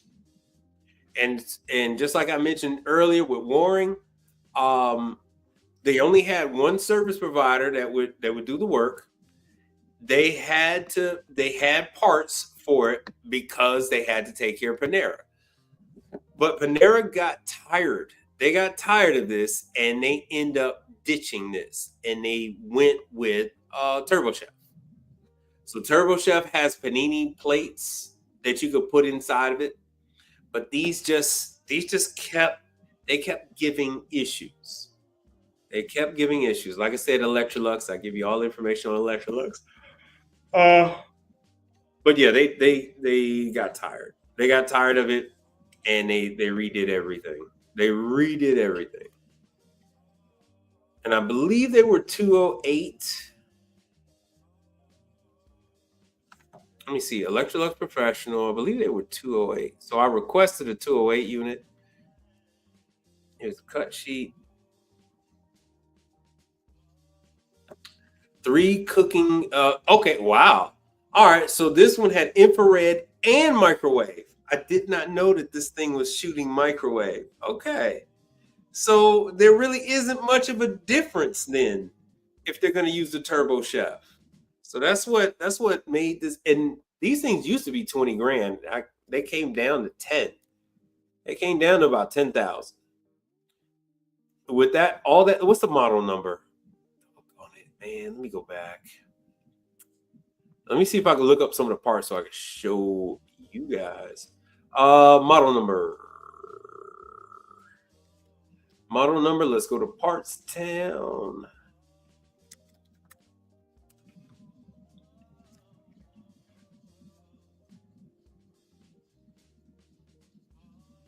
And you are not rich, blame yourself. We are not in 2008. Obviously, you could go back and say, okay, honestly, don't understand. What are they looking for? Oh, I want a model number.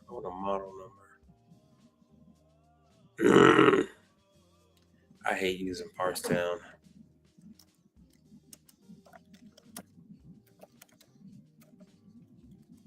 Hopefully Parts Town will change now that they have new owners.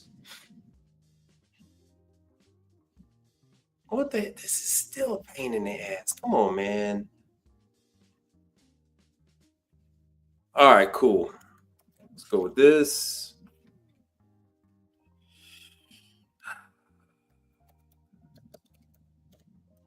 Just so you guys can see what kind of costs we're looking at. All right, good. So now we're in Electrolux. Damn, still not. Shabbat brand. I hate this thing. This thing is so difficult to use, man. All right, so let me go down here. Brand. Let me see if I can do it here. Nope. Let me erase that. And let me go with keywords then. Because they're still selling the damn thing. Suck. Model quick search. 0 matching. I hate this thing so much. All right, so let me do this the hard way. Because once you guys see what these damn parts are going for, you'll understand. At least now, Zero matching? What the?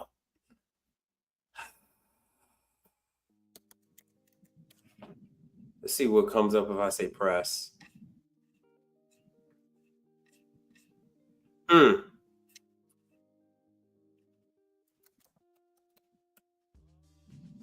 Panini.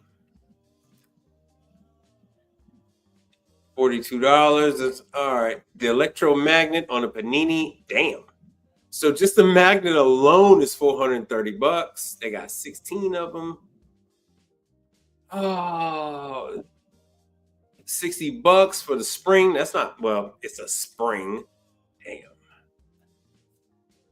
Okay, that's not bad. The upper elements, they never, look at that. So the upper elements don't go bad. They only got one. They only got one. Some of the other Panini presses, the upper element always goes bad. Some of this stuff is obsolete. Look at this. I can't even freaking find any parts. No parts. So obviously this is a big issue. They got 16 of these available. 16 available. And it fits, yeah, it fits all their different models. Infrared Panini grill. And so if you want any of the information, they have all the whole model numbers and all that other stuff. Oh, that's bullshit.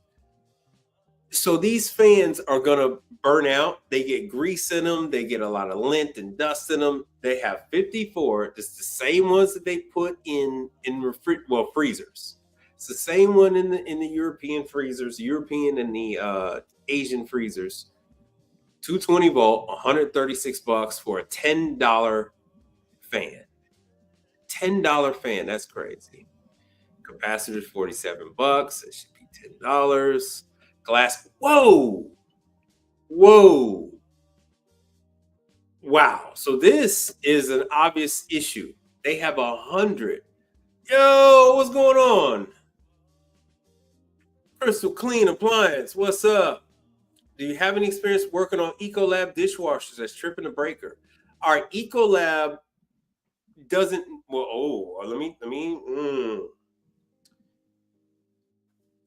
Ecolab has been around for over 100 years. Ecolab has been providing dishwashers for over 100 years. So when you say Ecolab dishwasher, you need to give more information. Some Ecolab dishwashers are Jackson, some are Hobart, and some are their own creation. So if it's tripping a breaker, first of all, you gotta check and see. First of all, is this a high temp? So if it's tripping the breakers and it's a high temp, just like I did on my other video, you have to check the booster heating elements. But is this high temp? So if it's not even high temp, it doesn't have booster heat. So I need a lot more to work on. So this is an obvious problem. So there's 104 of them at $1,200. So that's fun. Try working on one of these and having to wait 30, 45 days on your money. So here's the element. That's $250. That's not bad. I mean, that's bad, but they only got 13 of them, so it's not that bad. The diode, a resistor assembly, that is $350. Oh, okay. This is an EMI filter, $270. Installation kit. You're definitely going to need those. The steam comes out and it's going to destroy those things. The springs, because you always see the problem with the springs. They break the springs all the time. Transformer, because this thing also does microwave. Oh, that's crazy. $769 for the transformer. And they got 4 of them, so it doesn't seem to be that big of a deal. Proximity switch, you definitely need that. So it doesn't know if the door is closed, along with the magnet. $178. Yeah, this is just a lot of. So here's the magnet, $400. So you need the magnet and proximity switch to let the system know that the door is closed, because the thing is using microwave. Let me see what we got here with Crystal. No, hey man, nothing yet. All right. So let me jump. Let me jump again. Let me show you who the hell Ecolab is. So this is Ecolab. I talk about Ecolab all the time. I put the jobs up from Ecolab. So this is Ecolab. It is $1 billion. Let me show you. It is a multi-billion-dollar company. That's their stock price.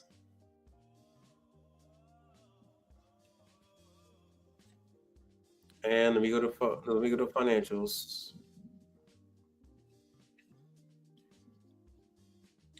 So, fourth quarter, they reported sales of $4 billion. Right, give me a bad here, man. Help me out. Just give me a little bit. Yeah, just a taste. That's all I need is a taste. I need $2.5 trillion. So they are into everything because they're $4 billion and they're up 2% versus last year. So this is Ecolab. They're a chemical company. And in order for Ecolab to, and I just saw the latest commercial.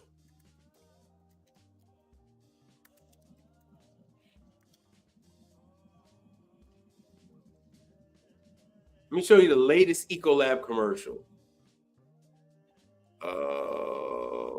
Where the hell is it?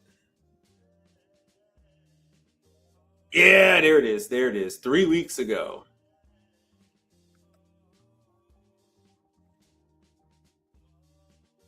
Oh, it's the Jackson. Okay, so then we don't need to talk about Ecolab. Ready dose, gonna clean it. Yeah. Let me get rid of this damn sound before I get a freaking copyright strike. So this is what Ecolab does. This is what Ecolab does. They are all about the cleaning, all about that $4 billion comes from cleaning. Why am I always telling you guys about cleaning? Because there is a lot of money in cleaning.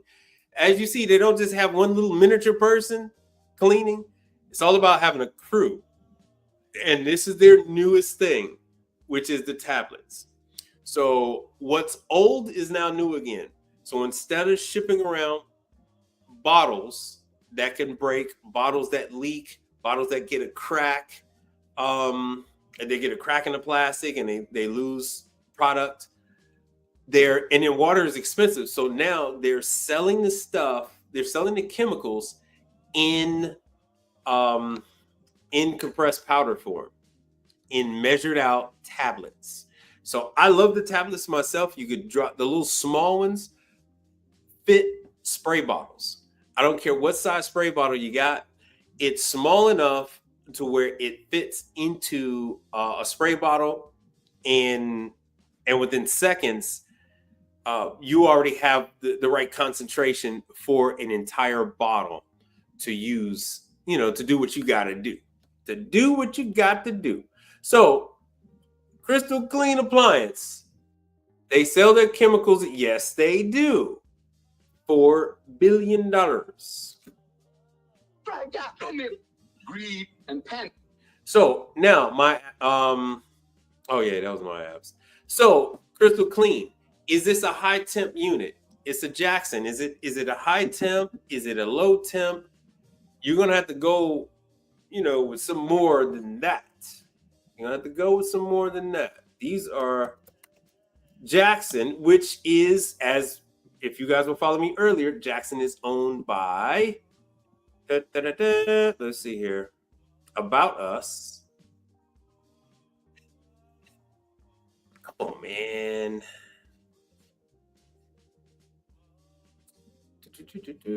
Hold on one second. I guess I'm gonna have to go here. I don't know why they want to do this. I don't know why they want to do this. They make me search for it. Yeah, they got new executives. I guess I'm going to go to page 4. Shit. Guess I'm going to go page 4. Boom. So Hoshizaki bought Jackson back in 2013. You see how far back I had to go to get that? And this is only because they failed. Oshizaki failed to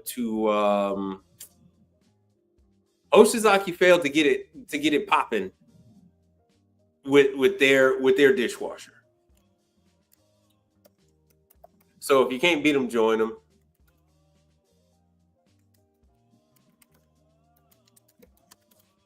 They still make it. This is what it looks like. All right, I see you got a message. Let me go into it. Oh, a dishwasher. Where the hell did it go?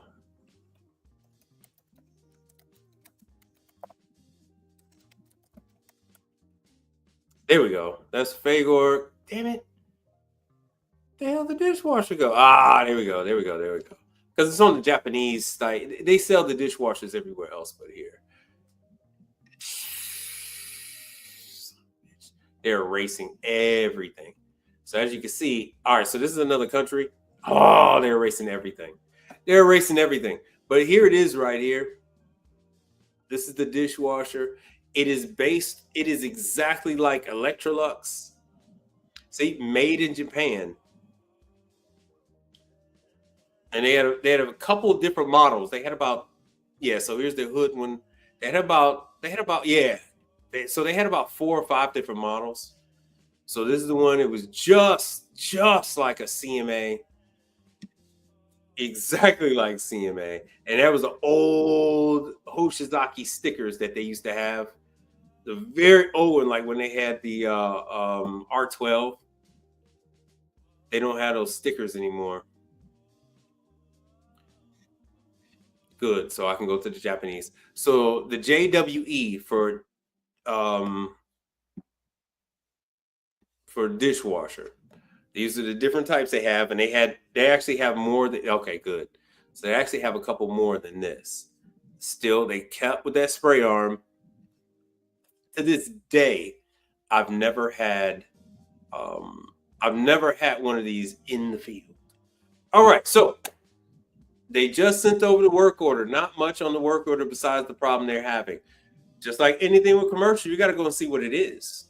So they sent over the work order, and you're going to have to go and find out what it is.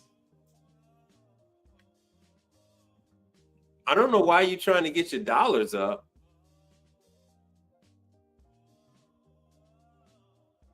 Well, everybody has to use a dishwasher. Hobart is just number one. It's just because they've been in the market so long. But in my opinion, in my market, I see more CMA than Hobart. Like I don't, especially now, a lot of people won't touch Hobart. A lot of people won't touch Hobart. So Hobart went with this factory in China. So no tariff. They went with this factory in China to make their dishwashers. Quite a few models now, and it's just nothing but problems. I really don't know what he said at the end of that sentence. Nothing but problems. But anyway, there is no CMA class. My apps, there is no CMA class. No CMA class. There's no CMA class. There's no Hoshes. There's no Jackson. Jackson class is free. It is not hands-on. You're not going to learn anything from the Jackson class, and unless you've already been out there in the field. None of these classes that they have are for entry level. None of the dishwashers have any type of entry level training class. Well, you guys keep saying that. Isn't there training in? No. All right, look here, man. That training, which is free, by the way, that's for champion. So that's for champion, and it's just like when you go to the it's just like when you go to the ice machine class. Just like when you go to the ice machine class, you're going to understand 1% of what they're telling you. if you've never worked on the dishwasher, you're only going to understand 1% of what they're telling you. The rest of it's going to go over your head. The best you could do is take notes, immerse yourself in it as much as possible. And then when you're out there in the field, you can at least talk to tech support when you're out there. And the first thing you say, hey, I went to class, so-and-so class. And then you go from there. This is what I found, yada, yada, yada. But it's I think Champion, what the hell is it? Is it a 1 day? No. The Champion is always 2 days class. Always a 2-day class. And they haven't had a class in years.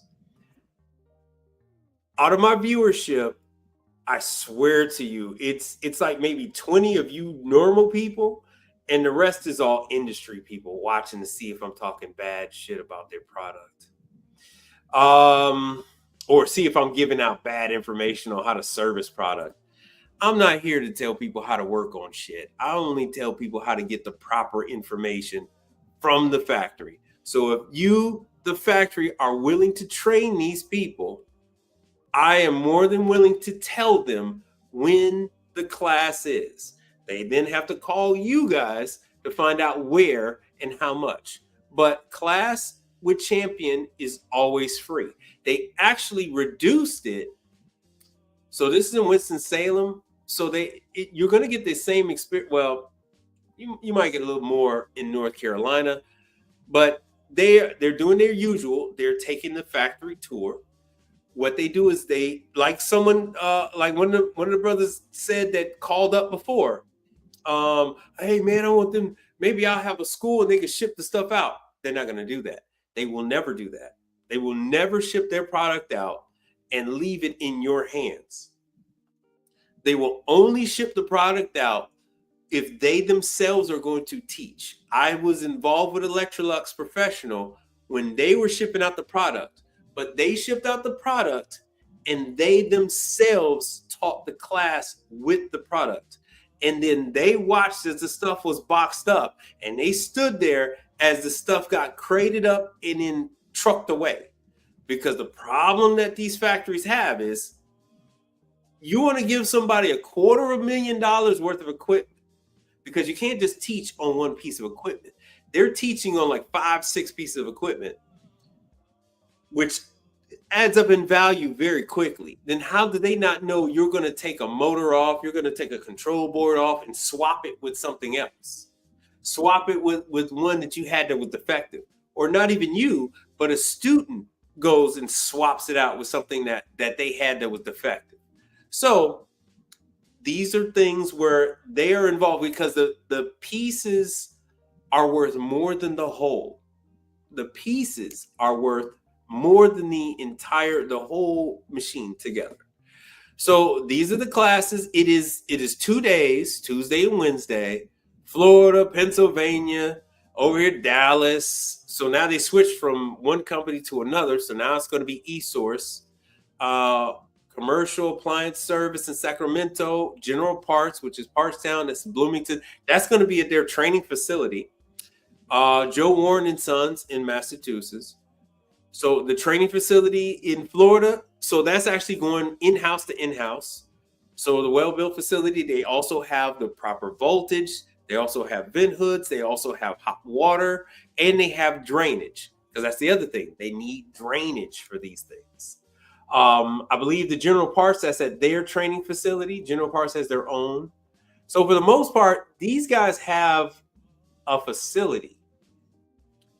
I believe the General Parts facility is once again, like I said, it's a good couple of $1 million for their facility.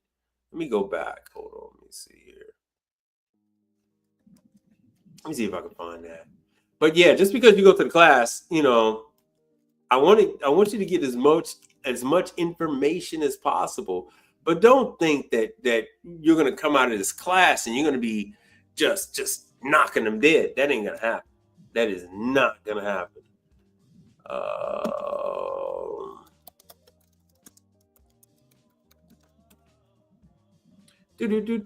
Yeah, so good. Here is.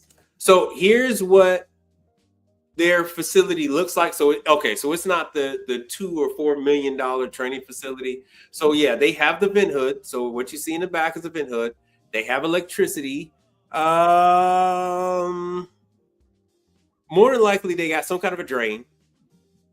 So on this wall, so this is where they train their guys. So you're gonna be sitting there. You're gonna be the champion stuff. It is on wheels. So they do have these wheels that they have the unit stand on, and so they can have it rolled out in front of the class, and then when it's time to run it, they'll wheel it underneath the vent hood, plug it up to power, connect the water, and away they go. So it's a lot of things you can't really see until you have water running. There's a lot of things you can't see until you have electricity running, because until then, it's no different than me sitting here talking to you and explaining it to Crystal Clean Appliance. Well, you probably have a cracked element. I just did a video on that. So if somebody don't watch my class until they got something, they like, oh, I know somebody who work on dishwashers, and then they come running their ass on over to me. Hey man, I got a question. So yeah. I'll see what you're doing there, pimpin'. I'll see what you're doing there, pimpin'. Do you know something at all, done? Booby, I probably know a lot you don't.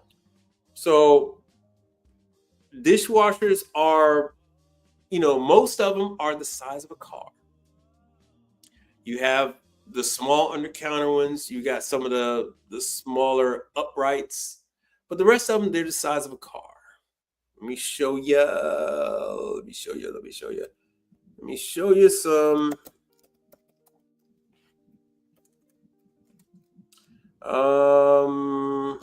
Rack 44. Everybody got a rack 44. Tech 44. Ooh, excuse me. Tech 44. They call it Tech 44. All right. Cost. And they go up from there. So here is Johnny. Tell them what they won. I went over this before. $32,000. $32,000. I don't know if you can see that right. $32,000. So to think that you're going to roll up to anything that costs $32,000 and you're going to roll up with your screwdriver and you're just going to knock it out the park. No, you must be realistic. This requires training. Are you going to run across any of these new ones? The likelihood that someone is going to trust you with their brand new $32,575 dish machine before sales tax, before delivery, before install is slim to none, and none just died. If I throw a dog a bone, I don't want to know if it tastes good or not. All right, and this is not the only one. This is not the only one here. So yeah, dishwashers is big money. Dishwashers is big money. So let me see here. Here's an older one. No, that's still not even older. So here's the high roof. And this has the reclaim. So this is the ventless. $18,000. 40 racks. What they mean by rack is it's the dish tray. You put all the dishes onto the tray. You slide it in there. You pull the arm down, and then it washes the dishes in less than 3 minutes. They're like two. $18,548.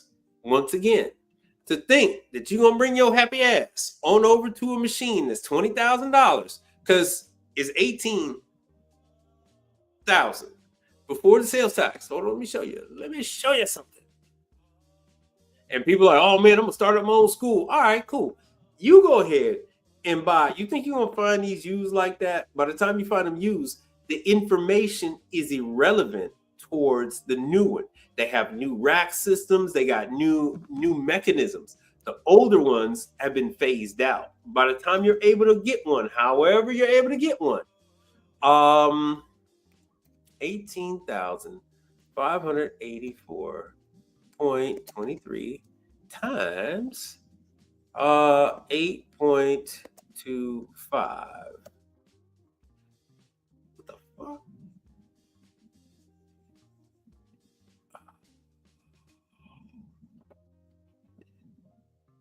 Oh, hold on a second.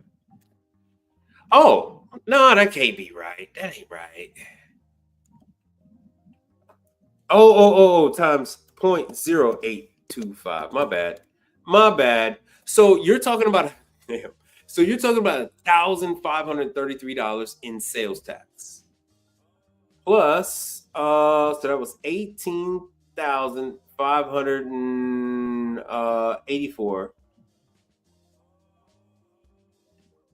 All right, so you're at 20,000 plus another, let's just say another 2,500 to install it. So now you're at 22,617 bucks.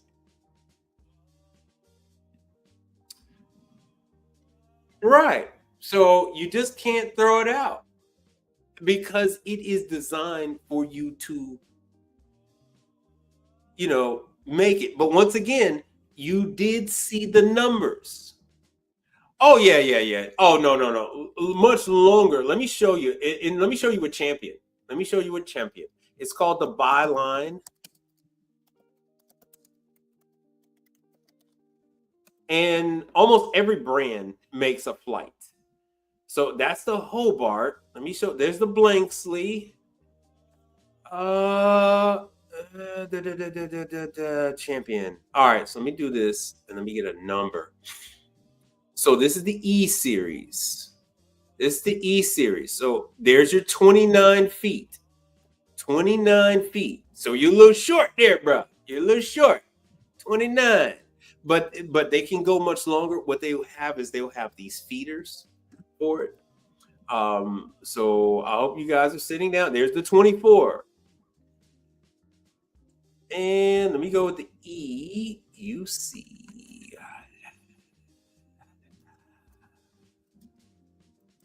And it's the costs vary.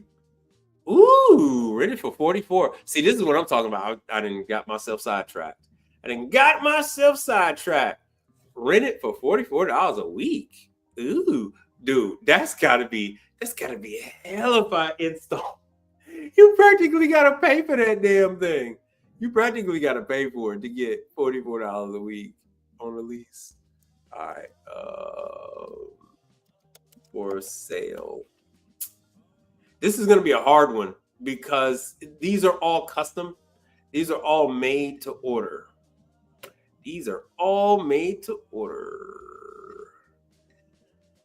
And I'm not gonna be able to get you a cost. Be honest with you. Hold on. Average, because they charge per average cost of a flight dish machine made by Champion Industries. How much does it cost to install? Yeah, it's gonna be. Nah, that ain't all right. Oh, so okay, so this is what they're talking about. What it costs per hour. Plumbing modifications, hiring a plumber or electrician, $100 an hour. Electrical circuit installation, blah blah blah. Man, I'm trying to see if I can find. So you got all these old ones. So one thing that you notice with the old one, right? The head is different. So what they've done is that the booster heaters are different. The top module, what they call the head, is completely different. So they have changed quite a bit. And this is my Champion. That's my favorite. That's Champion right there. So all this stuff has changed. Yep, they are same, but different. We are same, but different. but still same. So let me show you. Let me see if we can find the freaking year. And you know, you'll get these units because woo, that is a super low serial number. Damn. 81,000. Wow. That is a super low. This sucker is old. This is old. And once again, it's 3-phase. You guys don't have 3-phase electricity. That's the thing I hate about Champion. Champions, is this CMA? Yeah, this is Champion. Champion stuff is 3-phase. You get a lot of CMA, you get single phase. That's what I hate about freaking Champion. So here, even a used one, oh, you guys couldn't see that. Damn it, you guys couldn't see that. I'm sorry. Even a used one, they want $5,000 for this used Jackson. What is that? Champion. Even for this used Champion, looks like hell. They still want $5,500 for it, and it's old and outdated. Let me show you why I say it's old and outdated. Let me show you why. Because everything now is completely digital, not UL. UL is Underwriter Laboratories. They're the one that test it. But EPA says that you can no longer have the analog control. You got to have digital. So now everything is digital. All of this stuff is Bobby, digi. That's what we're dealing with now. All digital. This is another high temp. There it is. So here's another high temp, and you'll notice digital. There's the digital control down there. There's the digital control right there. So now when you're training on the older one, you're only learning half of what you need to learn. Because now when a customer calls you up and say they have some kind of an error code or it's flashing this, because it's not going to give you error code, it's going to speak to you.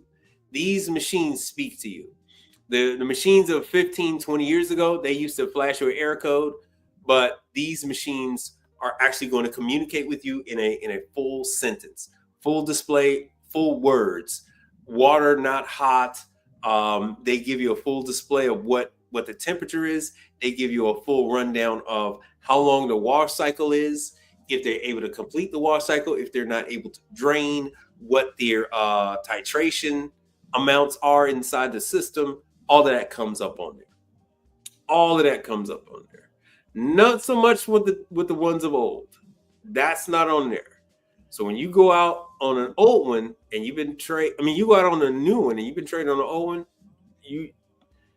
it's like going to learn automotive. It's like going to learn automotive and you've been trained on a 1957 Chevy, and now you're sitting in front of a 2022 Lexus and you're trying to fix it. That is essentially what you're going through. That is what you're up against. So as you can see here in this picture, these Champions, $57,000. 32. I have to do this every so often. $48,000. 38. So these are, and to be honest with you, Champion doesn't even make this damn dishwasher. That's why I still got the old dials, because they have been grandfathered in on this model. So Champion buys this from somebody else and then they slap their name on it. They slap their name on it. $57,000. Greed and panic. All right, but anything else you guys want me to go on over? So I'm going to have dinner. It's already 10 o'clock at night. I got homework to do because I got to send information to a contributor. Thank you very much. Oh, yeah. All right, I got this information. Let me see if I got anything.